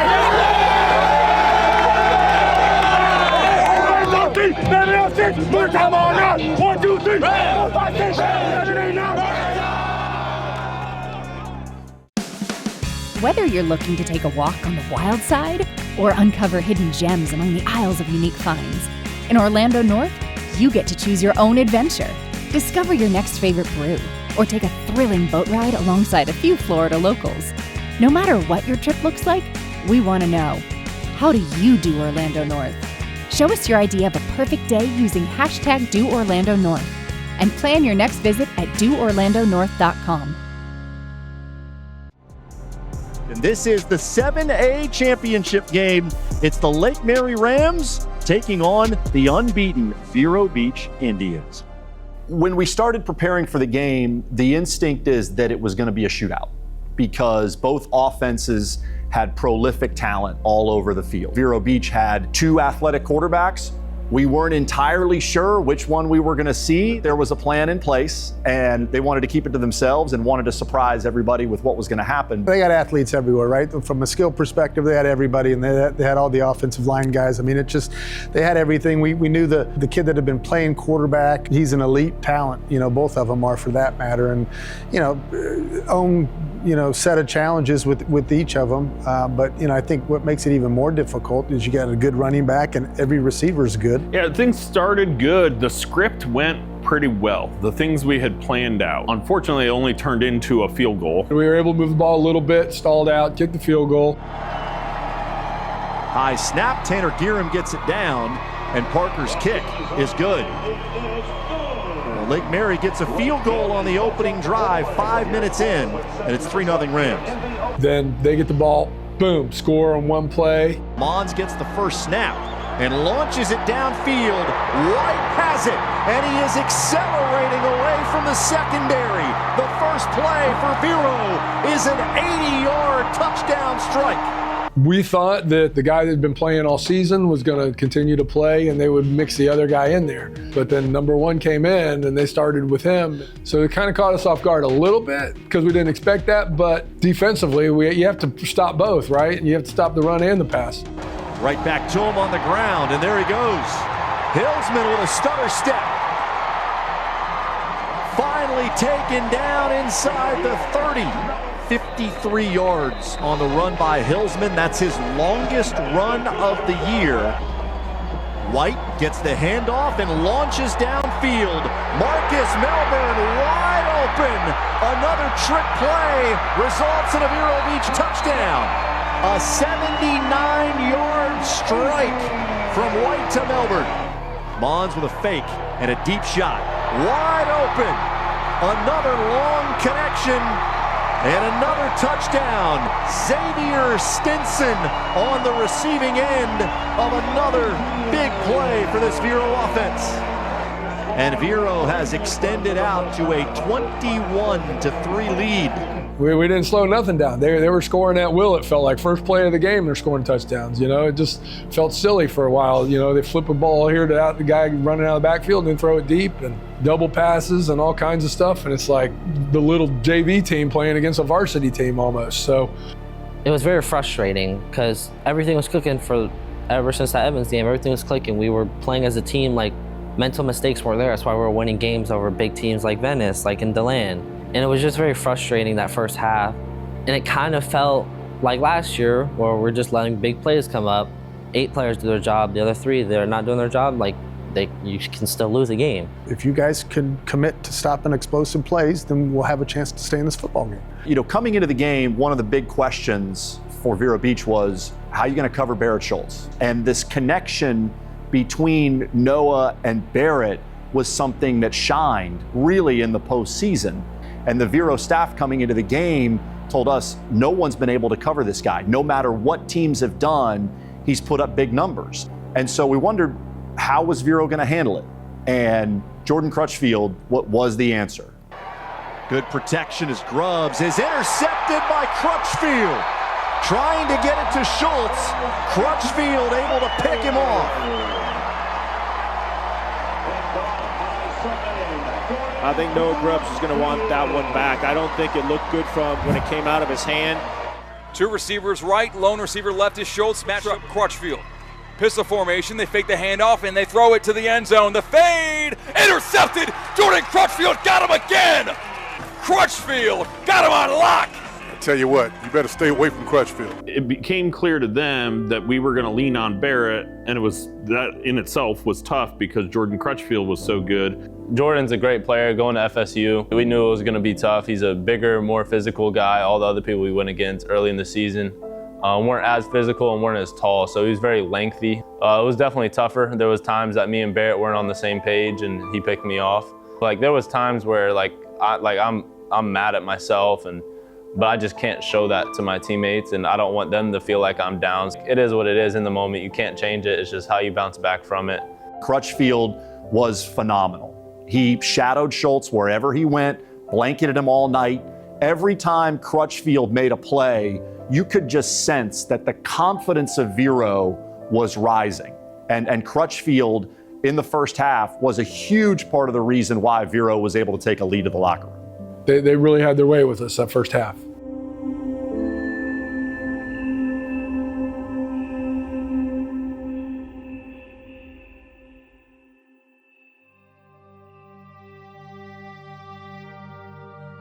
I just remember it being dead silent. It was quiet. That's the quietest I've ever seen a locker room. Walking into the locker room, I felt exactly like last year. I felt, wow, we really came all this way, and look at the scoreboard. Because it's like, this is my senior year. I'm not trying to go out there and lose again. I feel like last year at halftime, we just kind of people kind of gave up. First half at least reminded me a little bit of what happened last year. I was really frustrated. We work all this way and it's happening again. I was real pissed. Walking in the room, everyone's kind of just what do you even say at this point? We're down 21-3 and we fought through adversity, but we were supposed to be that team.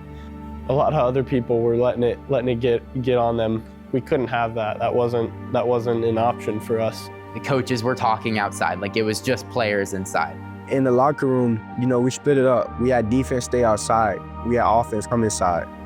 Our offensive coaches were talking over here. Our defensive coaches were talking over here. What's working, what's not working. I think it was 40 plays on offense, and we gave up 4 just big, ugly, nasty, explosive plays. Take care of the explosive plays, we got a chance to win the football game. But, if we're gonna let them run by us, for 80 yards all night long, then let's just get on the bus. In the back of everyone's mind, in the back of all our players and coaches' mind, we're never out of it because of what we've done in the 14 games prior to this. I remember me and Oakley were sitting on the ground. We were kind of defeated. We already had our heads down.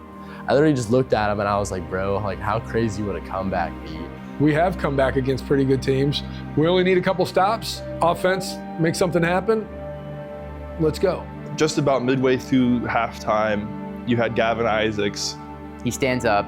He leads into the top of his lungs. He was yelling like he was a real deal coach. He was scaring me a little bit, he was in there tweaking. Screaming at us to lock in. And this is our time to actually prove to the people who have been doubting us the whole season that there was no reason to doubt us from the start. The whole offense was in the locker room, him yelling, him crying. He wanted this, and the whole team wanted this. I was in tears, I ain't gonna lie. I started to tear up. You could just tell how much this meant to him. Obviously, it meant a lot to the team, but not everyone's gonna get up there and tell everyone how much it means. Ooh, I'm surprised you couldn't hear it from on the field.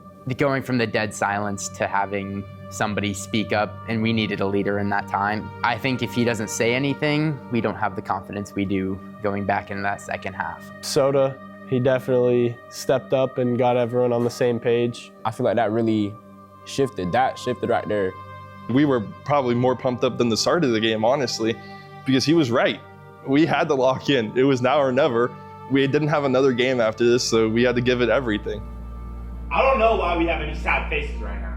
We've been here before and we've came back before. We got 24 minutes left together, boys. 24 minutes, that's it. Why not us? We've been here before and we've done it. So get those sad faces off and let's go out there and let's play some Lake Mary football. Why not us? Let's go out there and let's do this thing. If you're not going to go out there and give it your all, just stay on the bench. We don't want you out there.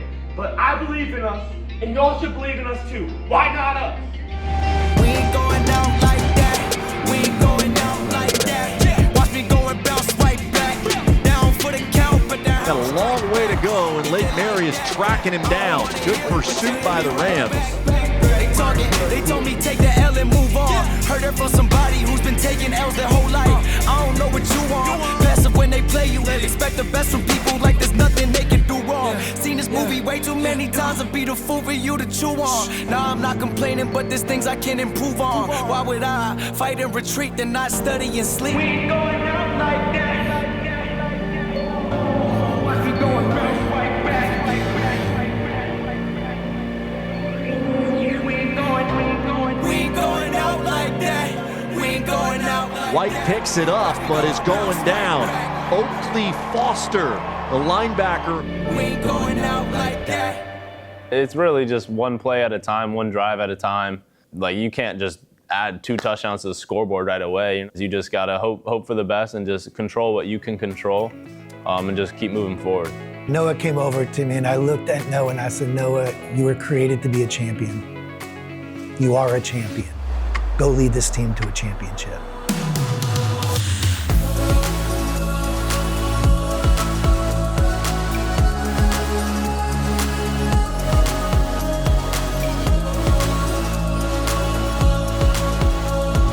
Grubbs, Schultz broke free this time. He's got it, and he's in for a Lake Mary touchdown. First time tonight that Schultz has gotten behind the secondary, and Grubbs put it on him. Lake Mary brings in their heavy package. They get 2, and it's 21-11. We figured it from the Hagerty game that every team that we're going against is going to stack Barrett.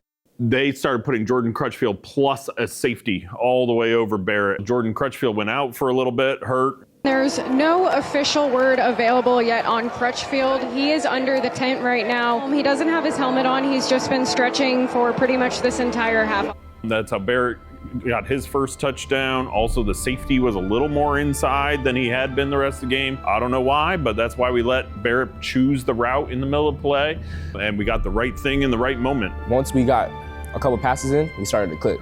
And once we started to click, it's unstoppable. Like, especially that connection with Noah and Barrett. Like, once that clicks, it's over. When Lake Mary scores to make it 21-9, Lake Mary's about to kick the extra point and make it 21-10. They jump off sides twice on the extra point. Coach Perry makes the decision to go for 2. And we get to run out the jumbo group to go quarterback sneak.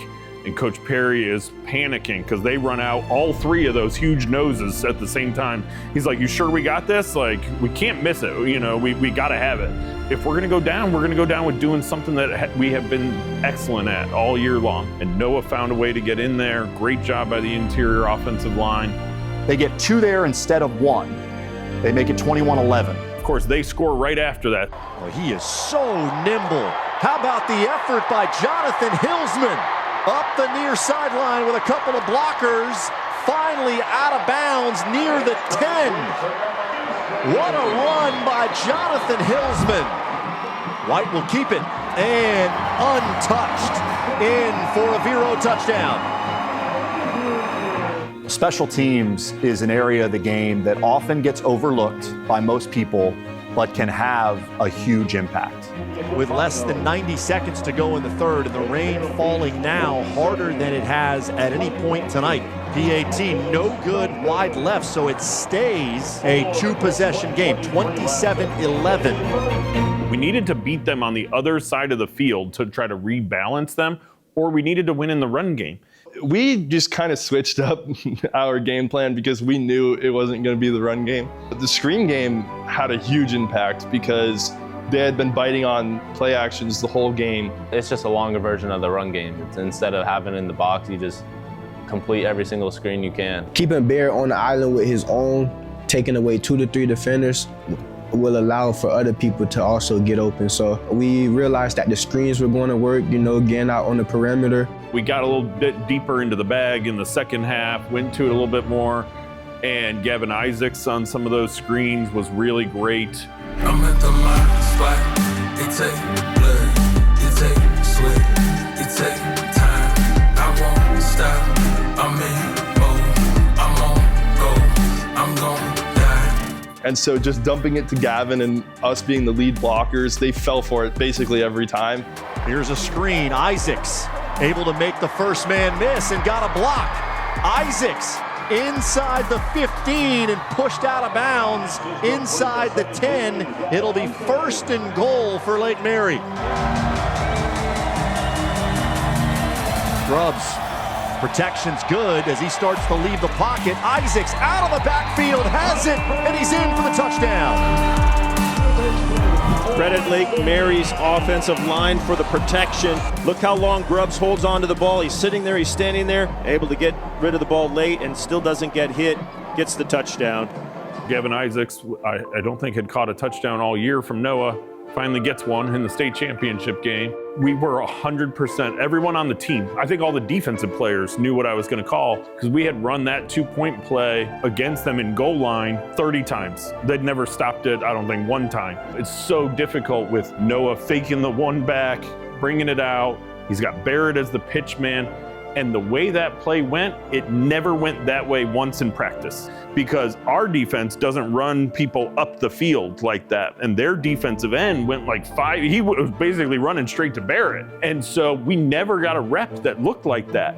But when you put the ball in your best player's hands, they figure it out, right? So there you see Noah, 4-year starter. I'm gonna fake that, right? And make them think I'm going there. And I'm gonna keep it and make this last longer. The guy comes back in and he gets it back out to Barrett. Barrett being so tall, easy dump off to Terrence. And then I see Barrett, and then I caught it. I made sure I had that ball. I made sure that was not going nowhere. And then I made sure I was in the end zone. But we hadn't called that once in a game the whole year, right? That's why it's the perfect thing for that moment. It worked in practice, haven't used it in a game.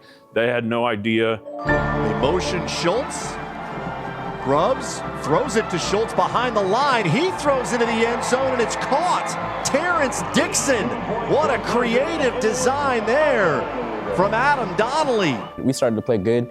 Defense started getting stops. So once defense gives stops, that gives offense momentum. Offense moving the ball, that gives defense momentum. So doing all of that just made us as a whole team play better. Sometimes it takes a little while to get up to speed on defense. Offense knows where they're going and what they want to do, and our defense has only been seeing our scout team during the week. It's hard to come in and start at full speed on defense. I think our defense really started to just play better throughout the whole second half, and we started to get stops, and we knew like this was it, like this is our chance, our offense needs to capitalize, and they did. We got out of man after that and played a whole bunch of zone afterwards. We didn't feel like going into the game, we thought that they'd try to pick us apart underneath if we were to play a bunch of zone, but that ended up not being the case, and it worked out pretty well for us staying in the zone. 11 players are all doing their job and running to the ball, especially like that's our main thing, like everyone run to the ball. But it's just a great feeling to really stop something that's really going because it's a huge momentum shift from their side to our side. And just here in the last minute or so, the rain has started to fall more significantly. This is as hard as it's rained all night. The year before, it rained like every time we were on offense. It would stop when we go on defense. We'd go back on offense, it would rain. But this time, it just started downpouring. So it was kind of brutal. The ball was soaked all the time. I'll be honest with you, I was like, oh, the rain's here again. Oh, this doesn't look good. The reality was the reality. We were behind. We had to throw in the rain or else it wasn't going to work. I wouldn't wish that on anybody. That's a hard time to come back. Catching the ball was one thing, but breaking and planting and running routes, that was probably the worst for me. I couldn't get any separation from the DB. He was a good DB, but at the same time, if I had more footing, then I think I would be able to do a little more. It isn't fun when you're going against a 330-pounder and the grass is slippery and you can't really stick in the ground, so there's a lot of falling. From their perspective, I think when it starts to rain, your sense is, hey, let's just run the ball a bunch, which is fine, but you better get first downs. I feel like maybe they kind of did some things that they weren't doing, like they tried to get too fancy on some things, want to spread the ball around a little bit. I think that worked against them. The special teams is a part of the game that can be a huge determinant in the final outcome. You know, having a good long snapper, a good holder for field goals and PATs, obviously a good kicker is necessary. Well, Riley Swanson will be the guy to kick it. And in the rain, a little bit extra pressure on the snap, the hold. Operations got to be clean. This would be Swanson's longest field goal of the year. This one is 39. And Swanson's kick is no good. It stays a one-possession game. That changes the complexion of this game. Had Vero made that kick, the outcome is probably a little different. They weren't doing too good on their punting. Combine that with the rain, and they've only punted 3 or 4 times in a regular season. Every single time they punted, that they had a penalty on, like those procedural ones. I made sure they had backed up 5 and had to punt it again. And I was hoping the rain started coming. Now, snap it over his head, or punter drop it, or something like that. And they had to get it. They did it 3 times, and finally they got it off. But I think it was only like a 20-yard punt that one time. So their coach was not feeling good about that. It was a weird play. Maybe the rain had something to do with it. It was a pass play, and I had been blocking my guy. I blocked him out, and the biggest dude ever at nose tackle got crushed by Cyrus and stumbled right into the back of my leg. And immediately I knew something was wrong. That's Gavin Kaminsky, the starting right tackle. They are looking at his left leg, but he'll need assistance getting to the sideline, unable to put any weight on that left leg. My injury was an MCL tear, PCL tear, meniscal tear in 3 places, and then damaged cartilage because of where his helmet hit me. I got to keep my ACL. Carter ended up going into the game when I went down, and he hasn't got his chance to shine, but that was his chance to shine, and I think he did a pretty good job. Back in my bag and I ain't gotta brag, I do this shit for real. When we was down and we had nothing, we had to share a meal. We put the shit in overdrive with no steering wheel. This that back in my back flow, we back to change the climate. This that back in my back flow, we bring the force like Tommy. Back in my back flow. Back in my, yeah, back in my bag, yeah. I'm back in my, yeah, I'm back in my bag, yeah. I'm back in my, this is my, back in my bag flow, Lake Mary is putting together a nice drive. They're kind of methodically working it down the field. You get the sense that there's definitely enough time for them. Time's not a factor. They cross midfield. Okay, Lake Mary's got something going here. And we walked out on that field. I remember I went to Dr. Reynolds. I said, we're winning this football game. And I knew we were going to win it. Like, I had complete confidence that 21-3, we've scored 18 points against Norland in the 4th quarter. We're going to do it. I knew we would. 1:26 remaining. Grubbs down the middle. Tipped. Intercepted. Crutchfield again. His 3rd interception of the night. And I'm going to be honest with you. I remember going, God, I thought we were going to win it. And I did not believe then, because I didn't think we would have another chance. I'll be completely real, I was like, game over. I thought it was kind of wraps. Everyone pretty much thought it was wraps. Yeah, so throw that 3rd pick. He gives us the night-night, deserved, it seemed. And Noah comes off the field, and he's always going to come to me after a pick. Coach, I just the rain, it's so much. I can't get dry. I couldn't get a grip on the ball. It was there. I could have had it. I just couldn't. I didn't have it in that moment. The ref's like trying to dry the ball off, but the towel that he has is even more wet than the ball. I think that the ball slipped out of my hand. Unfortunate situation, can't do anything about it, move on. At that point, to be honest, I thought it was over. Dang, I really just went out like that. Last pick, 3 of the same guy in 1 game. That was my last play of high school. And I remember I was standing next to 2 other media outlets, and they're like, that's how Noah's career ends, is an interception. And I'm just like, oh my gosh, God, you literally set us up to a position where he could have tied the game, and yet he throws a pick to the same guy for the 3rd time. That's a good DB making a heck of a play. I'd like him better if he didn't do all the go-to-sleep signals and all the stuff he was doing during the game. He's a heck of a player. He did it all game long, and that's why he's going to play at Florida State next year. You definitely got the sense that was it. That was lights out for Lake Mary. You can even see the Vero coach, as soon as the ball's intercepted and the players start to come to the sideline, you can see him put the V up, which is the universal sign for victory formation, meaning that they're going to take knees, and in their mind, the game's over. We only had 2 timeouts left. I had to use a timeout earlier. The first thing I do, I look at the clock. Okay, if we get a stop and they're running the football, I'll call timeout. I'm going to watch this game and see what happens, right? They took a knee out of the shotgun on 1st down, which in my opinion is not honorable football. That means you have not taught your quarterback to take an under center snap. Vero made some bad decisions, I would say, at the end of that game, taking the knees, the way that they were kneeing. I called timeout right away, stop the clock. Get in there. He could drop the ball very easily and let's go, because you never know what could happen. And that was kind of our message. Same thing happens on second down. Coach Perry's screaming to get the defensive guys to get back there faster, get him down faster, save every second we can save. Takes another 8-yard loss, takes a knee, timeout again. They can't run the clock out by taking knees. And not just taking knees, but taking them 7 yards behind the line of scrimmage. I just immediately got this feeling we're getting the ball back. And I turned to Noah and I said, they're gonna screw this up. We're getting this ball back. Third down knee. Now it's third and like 30. By taking knees from the shotgun, they are losing a ton of yardage where they will have basically no other option but to take a safety or to punt. But we'd already seen all the problems they had with their punt team on film and in that game. And the conditions are worse now. They're the worst they've been in the whole game. When you have an 8-point lead, the absolute worst case scenario for Vero is that Lake Mary blocks the punt, they get a touchdown, they get a 2-point conversion. Now it's a tie game. On the fourth down play, I thought they were gonna punt it. And then this guy runs out of the back of the end zone. They take the safety. I was stunned. I was shocked, and I was kind of confused what they were planning to do.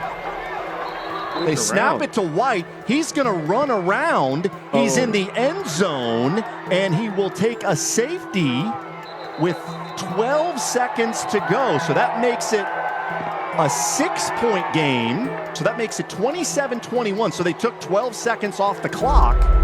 Wow. I don't know that my mind has ever even spun around the way they handled this. And now I understand, running out of the back of the end zone, giving me 2 points. But a crazy play beats you in the state championship game. Their coach makes that bonehead decision to give us points, which I'll forever be thankful for. Now we're down by 6 points. And it's almost like now the belief is really back up because the ball's in Noah Grubb's hands. And we have Barrett Schultz. It's almost like the miracle moment is going to happen. I don't know what they're thinking. To be honest, it's the worst coaching I've ever seen in high school football, any level. Like the worst coaching. I would teach it a little bit different. They should have held every single guy on our football team as long as possible because we can't accept the penalty because we actually need the safety so we can get the ball back. And then Soto comes up to me. He talking about, bro, we're gonna get the ball back. Wipe your tears, we're gonna go back out there. We got one more chance, like anything could happen. We got everyone up and we're like, hey, we're gonna get one more chance at this. So everyone's gotta get ready, everyone locked in real quick because I don't think anyone expected us to get the ball back. They're being stupid. Like you're gonna have another chance to go out. Like you got one more play. When there's a safety, a team has the option of either punting or kicking off. Vero elects to kick off. And they squib kicked it, which was a very bad decision. They kick it right up to Robinson, who scoops it on the bounce as a squib kick, and he returns it 23 yards. Bro, I was so happy with Javon. It was either that or like he was scoring that. He put us in good field position. He also got down just in time and just in range for Noah to get that ball up. That's another thing that's going our way, and it's just things are happening, and that gets me emotional just thinking about it, And immediately after that return with 8 seconds left, okay, they've got at least one play. You give arguably the best quarterback in the entire state of Florida an opportunity inside the 50-yard line to make one play, one throw. Coach Donnelly they were in a huddle. I was over trying to find a towel to get my hands dry and also give to the ref to dry the ball. So I found a towel and I get back and then they break the huddle. I'm like, Coach Donnelly, what's the plan? I wasn't in. What'd you guys talk about? And easiest play call of my life is what I tell people. What else were we gonna do besides Hail Mary?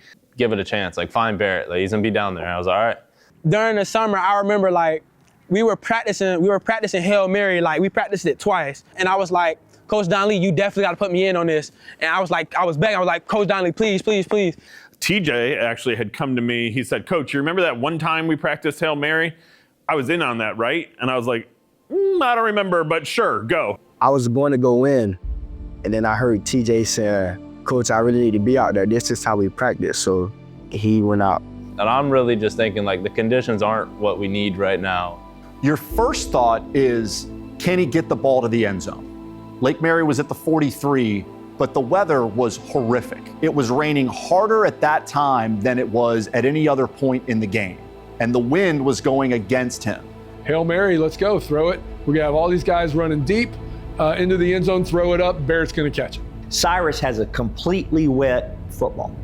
And I'm thinking, get the good snap, get a good snap, get a good snap. We have to have everything happen right. Get a good snap. Just get the snap to Noah. Make sure it goes from point A to point B. Get the snap, ball's soaked, and I'm just thinking like, just please, just get it down there. Give them a chance. It is what it is. I mean, you can't expect much from Hail Mary. Like, I have playmakers out there, just give them a chance.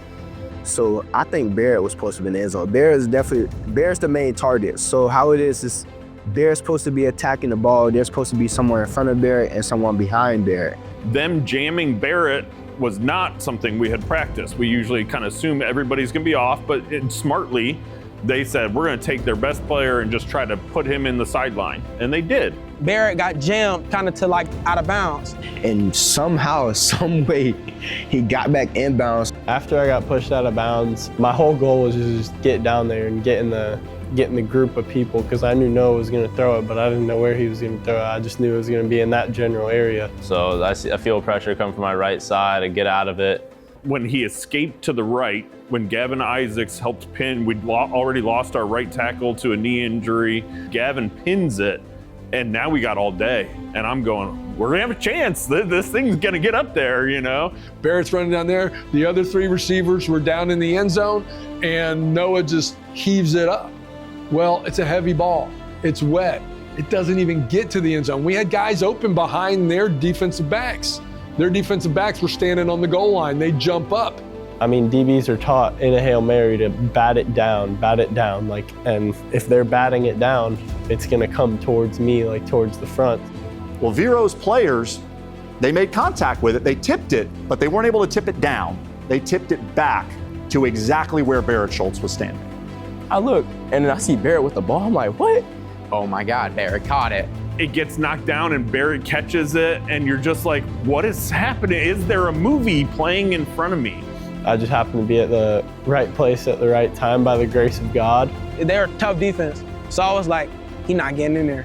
And he wasn't getting any forward progress at that point. He just goes kind of going sideways, and I'm like, oh crap, can he get in? Dang, he just got stuffed like at the 2-yard line. And then I see TJ. And then TJ comes out of nowhere. I run over there, and I'm like, Barrett, give me the ball. Give me the ball. Give me the ball, give me the ball, give me the ball. And he gives me the ball. He runs up and grabs it from Barrett and spins out, and right as he's doing that, the Crutchfield kid who had the 3 interceptions goes to wrap up TJ and actually tackles him and throws him into the end zone. And TJ's in the end zone, and the place just goes nuts. Perhaps the final play right here. Grubbs forced to step up. He's got room to let it go. He's got players in the end zone hoisting it. The ball tipped, caught by Schultz, and he is fighting to get in. Touchdown! Touchdown, Lake Mary! Brundage in! There we go. Let's go. Let's go. Play to the 5. Deflected. Down at the 2-yard line. Oh my God. He's in the end zone for a touchdown. Goodness gracious. Unbelievable. I mean, do you believe in miracles? I remember I ran to like Pat and I was like, what is going on? Like I'm screaming. I'm getting goosebumps just talking about it. I still have no clue how that even happened. I rewatched it 100 times and I don't get it. In that moment, it's just like, there's no way that just happened. Like, this does not feel real, but like it happened, and it was a crazy moment. For him to have the presence of mind to come back toward Schultz, take the ball from him as the play is about to be whistled dead, is one of the greatest things you'll ever see. No one expected that from TJ, I'll tell you that. No one expected that from TJ, to have that IQ to make that play. That's something you see in the neighborhood. Like, you don't really, like usually in the NFL, you see people winning off Hail Marys, you see just D-Hop just head topping someone. You never see the ball tip down, someone catches it, and then it's tossed back to someone else to go score. You never really see that. That's something you see in a video game. If I was in TJ's shoes, to be honest, I would have thought to just like try pushing Barrett like in the end zone, like trying doing something like that. But I would have never have thought to grab the ball. Without TJ Brundage in on that play, the play doesn't happen. You see this just total joy and full celebration from the Lake Mary sideline, and the Vero Beach players are as dejected as any group of players I've ever seen. I was going crazy. My crutches were up in the air. I was like turning to the student section going crazy. Me and Cyrus, the center, and Braden, the left guard, were lying on the field like hugging each other. 3 of the old linemen are like hugging, rolling on the ground with each other. I'm like, get up, we still have to make the extra point. It's like, okay, we gotta make this kick, or I gotta get ready to go back out on the field for overtime. I had no clue it would come down to me. That's when the moment I was like, this is gonna happen, everybody's gonna see this, job's not finished. Not yet, it's not finished, so we had to go and get that extra point. I got towels. I'm trying to dry hands off from my snapper, my holder, our support staff. I'm on the side, our ball boy, Day, and our Ryan Rulin, our kicking coach, is keep everything dry and dry hands and everything else. It was another obstacle. It was a challenge. Truesdale's got a wet ball. I actually watched Noah. Noah ran out on the field with a new towel.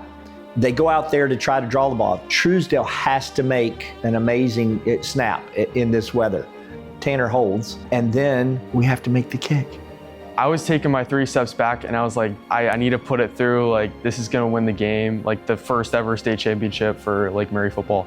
Come on, Lucas, you got this. I know you got this. You've been doing this all season. I had faith in Lucas. Like, Lucas is a very good kicker. And we run back out there, and we knew they were going to be trying to time up the snap. They have to block it. They have to block it. If they block it, it sends it to overtime because we just tied it on that. Oh, I don't want to think about that. We do a cadence where we pop down and we're snapping it on 3, and they jump. And we snap it, we kick it. It's good, but they jumped, and we don't get to decline that, so then we have to kick it again. What I felt good about was that first one, he got the kick up and got it through. I just feel like that takes out a lot of the nerves. Hey, I just made one, I'm gonna make it again. This time we're gonna go on 2, no pop down. So we snap it, they jumped again. So this is the 3rd time in the downpour. Snapper's hands are wet now. The holder's hands are wet now. The kickers had to kick 2 of them. Can we do a 3rd one? That was weighing on us. Yeah, I look over and see Pastor Tom praying, and he's down like this.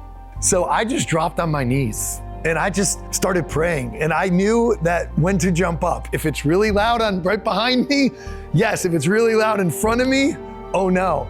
I've been doing this thing all season when it comes down to like a last play or like a field goal where I just don't watch, and it's succeeded every time. I know a lot of our guys were like on our hands and knees praying just like that the rain wouldn't affect it, the hold would be good, because I mean that hold was gonna be hard too in the rain. We were just all on our knees praying, hoping that kick went in.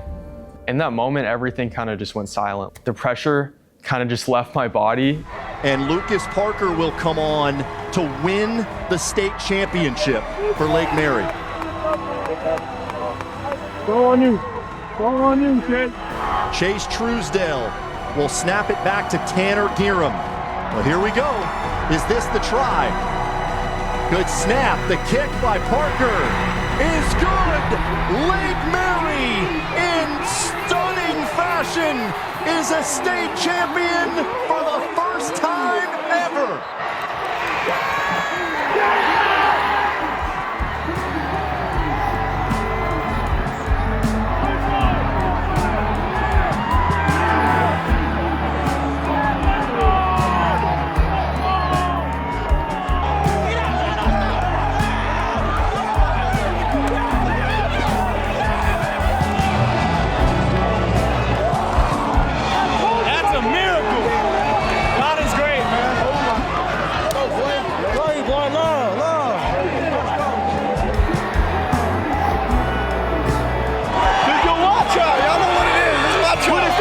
Unbelievable.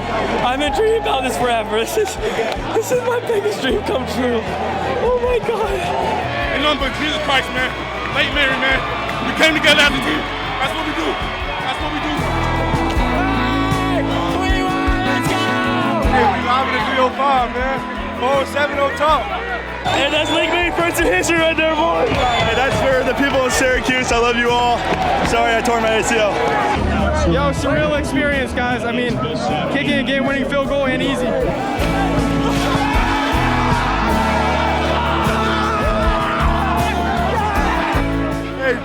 finish. We ended with the ring. That's whole season's goal. Let's go. Don't ever put Lake Mary down, bro. Cause I'm telling you, when the big time is gonna happen, bro, we gonna make that play every single time, bro. And I promise that. That's the Lord's word right there. Come on, man, Lake Mary on top. I already know what we were finna do, Brian. We don't need to do no talking for us. Just put shit to sleep. It was always on. We ain't leaving without it. We ain't leaving without it. Where's my ring? Hey, man. Best 2028, do it out here, boy. Real talk, my name's Tavarius Brandon, man. Go check me out. Real talk. Don't know what just happened, don't know how it happened.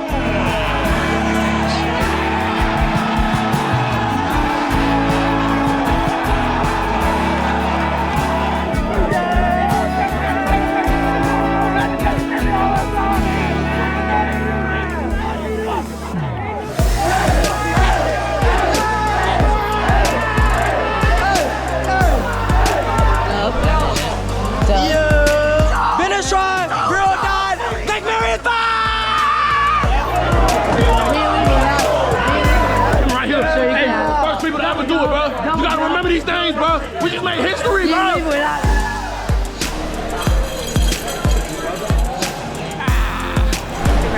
Hey, man. I'm missing one though. Hey, Put the LM on it. Say chance, baby. Somebody king me. Thank you. 3 things guaranteed in this life: death, taxes, Noah Grubbs and B. Scholes are gonna find a way to score. State champs, first in history. Let's go.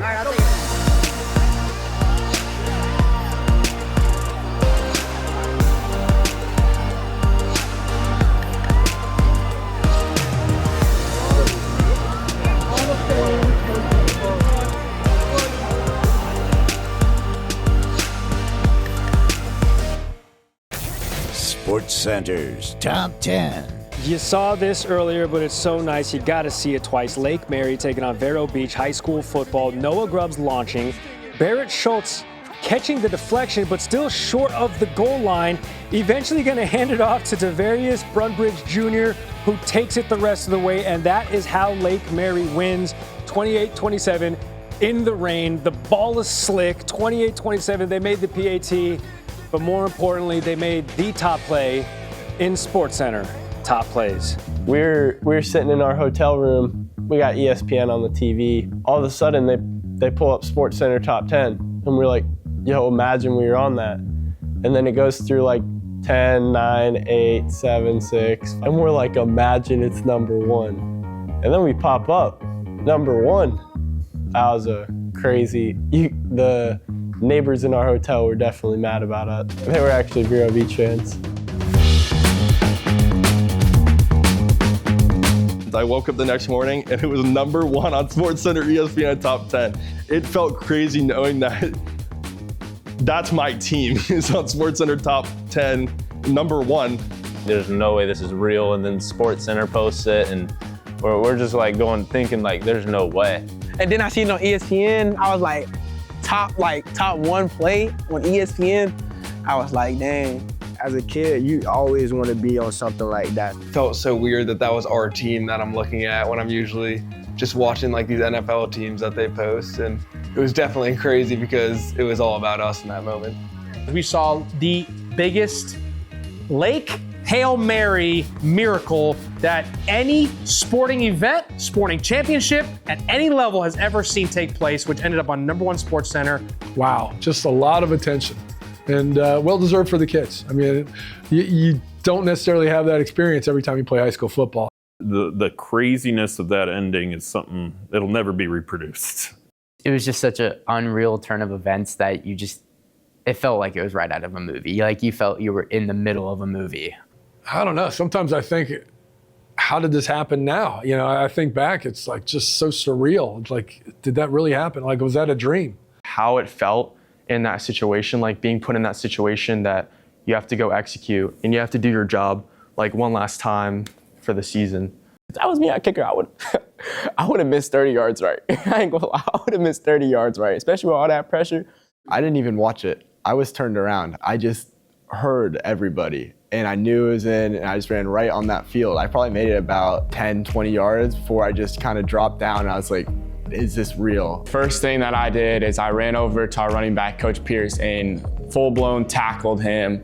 And we were on the ground, he's hitting me, we're jumping up and down. Coach Pierce is my guy, man. So I hugging him. I'm pretty sure we both started crying in each other's arms. But then after that, I just got to hugging a lot of teammates that I done been in this situation with before or just played with before.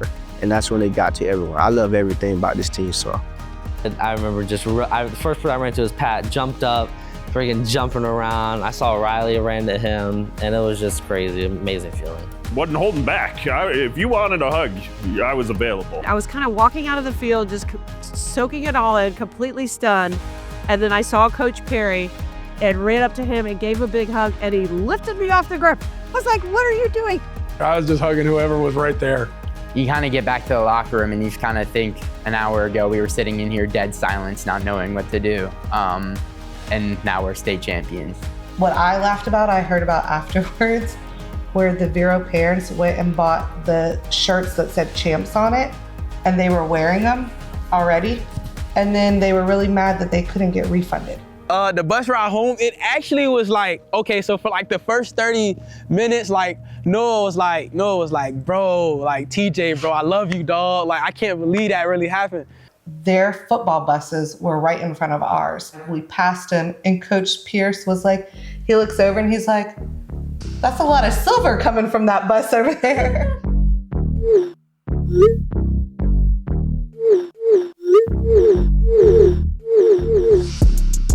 Phone was jumping.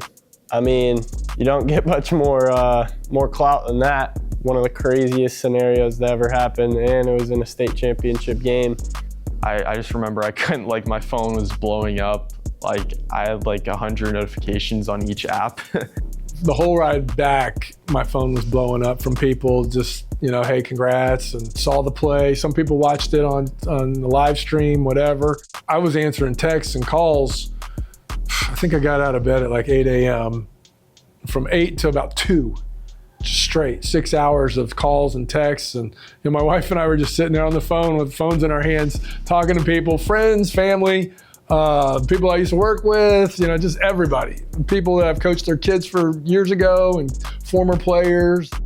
So after that, the number of people who reached out in the next day or two, congratulations and all that, was incredible. Because so many people in the history of the school, I know so many people historically, and I think everybody who's ever graduated from Lake Mary High School felt really proud to be a Ram and felt really excited about the win.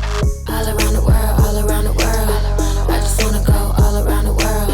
All around the world, all around the world. I just wanna go all around the world.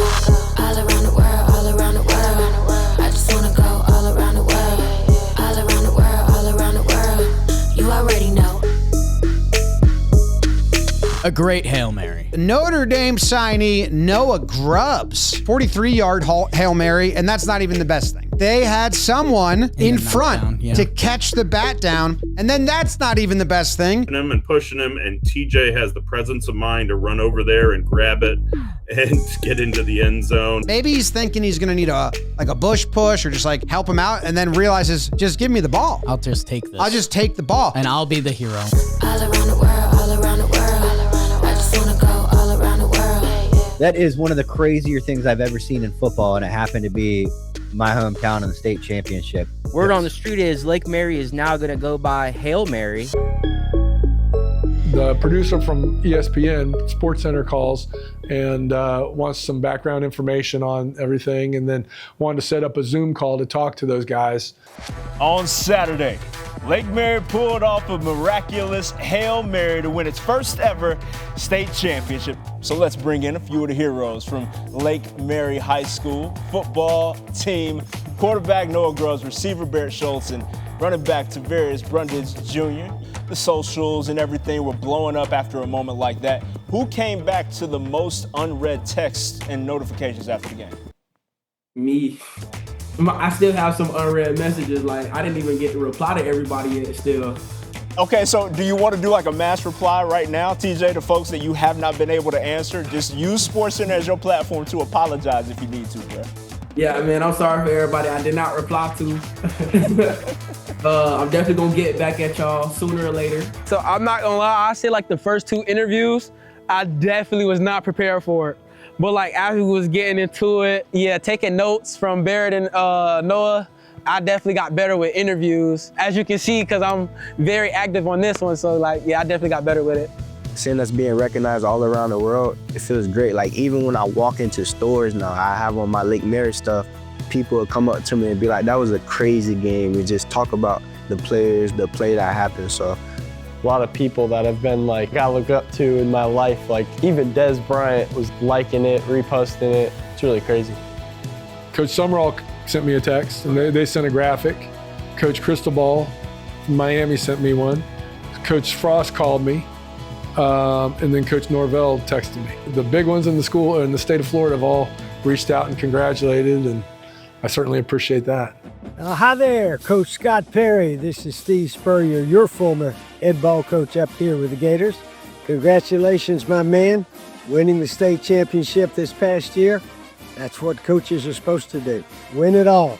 And certainly you were a big part of it when we were here at Florida in the early 90s. I think 93, 4, 5, you got those in a row.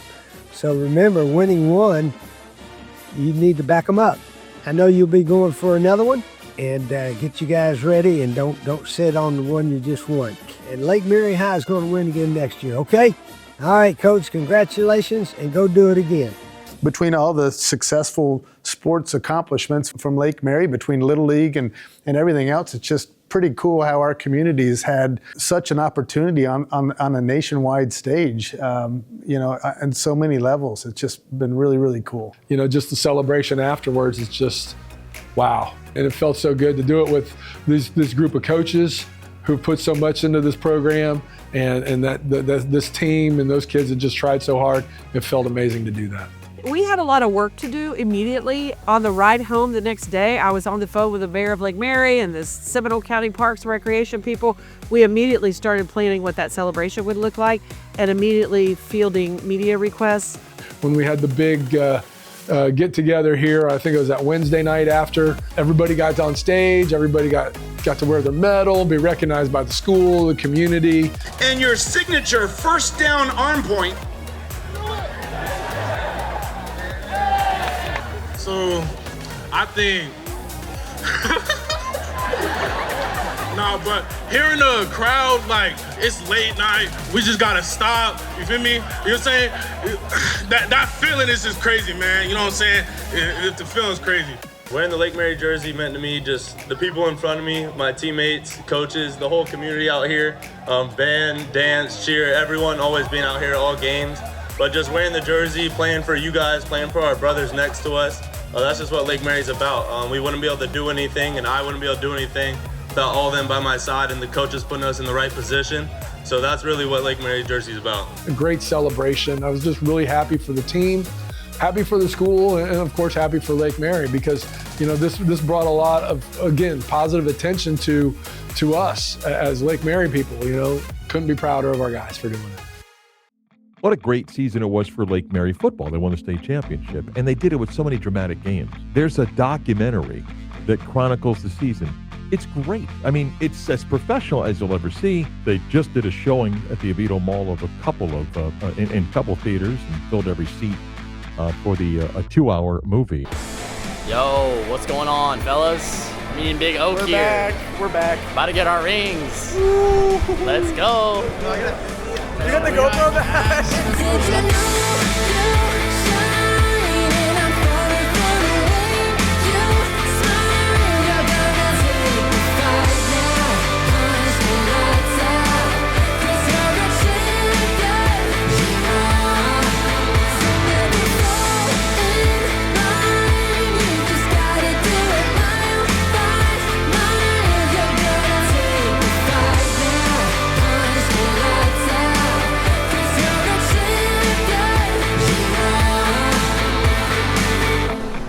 Fatty's about to buy icy.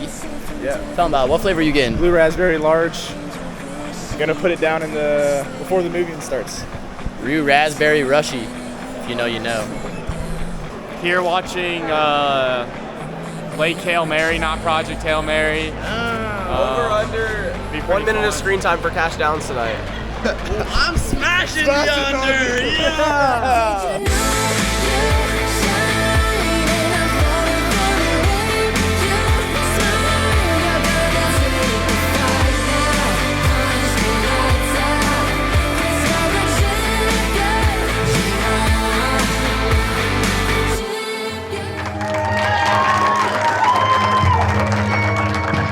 See kids recording each other's stuff with these long breast sticks, trying to eat the whole thing in one bite, just stuffing it on their throat. I'm like, man, I never seen anything like this.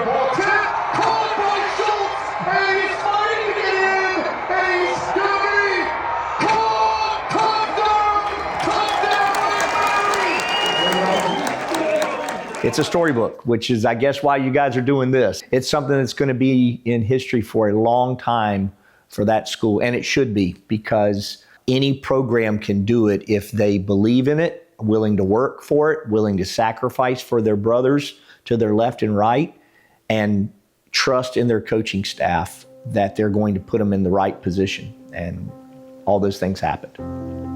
It's hard to be included in a conversation of being a great coach without a championship to your resume, right? Kind of validates you as a coach, right? I'm not saying I couldn't consider myself a good coach if I didn't. There's a lot of good coaches out there that never won a state championship. I still can't believe I'm one that has. It's validating for me, but at the same time, it's not everything to me. You know what I mean? I'm so appreciative of it and the awards that have been bestowed upon the program and myself, and I only accept them on behalf of my staff. It's a lot of tradition for the kids moving forward. They put on the Lake Mary jersey, they're representing a vast tradition of success, of high level of football. Maybe I'm most proud of that, just to continue and to build upon the tradition of Lake Mary football and give that to the next generation of coaches that come here and kids that start to play here. I think I've watched that play, like the kick and the play, like 100 times. It's kind of like one of those moments in life that you're never gonna forget. When I watch that game, I still get nervous on the last play because I feel like I know how it's going to end, but is it going to really end like that? It's hard to believe it when you watch that play again. My dad watched the clips so much at his house that my brother, who was staying there for Christmas break, my brother was like, "You can never put that on again. I don't want to see it." And I'm like, guess what I'm putting on TV? I mean, I have probably called more than 1,000 games in my life, and I've never seen a more stunning sequence than the one that led to Lake Mary winning the state championship. Nobody believes it's real, and everyone says like there's no way you went off a Hail Mary, but I mean, it's true. You're just wishing you could clean the slate, like you're tumbling and you won't slow down. Do you feel like all you do is wait, and you're helpless in the hands of fate, like you lost your way and can't get found? But did you know you shine, and I'm falling for the way you smile? You're gonna take the fight now.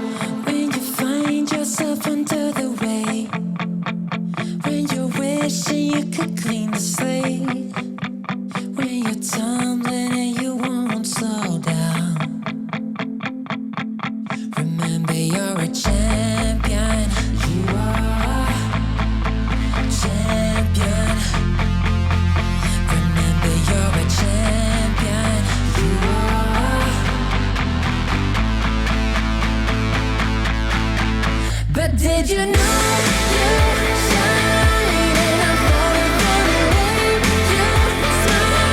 You're gonna take the fight now. Punch the lights out. 'Cause you're a champion. So never fall in line. You just gotta do it mile by mile. You're gonna take the fight now. Punch the lights out. 'Cause you're a champion.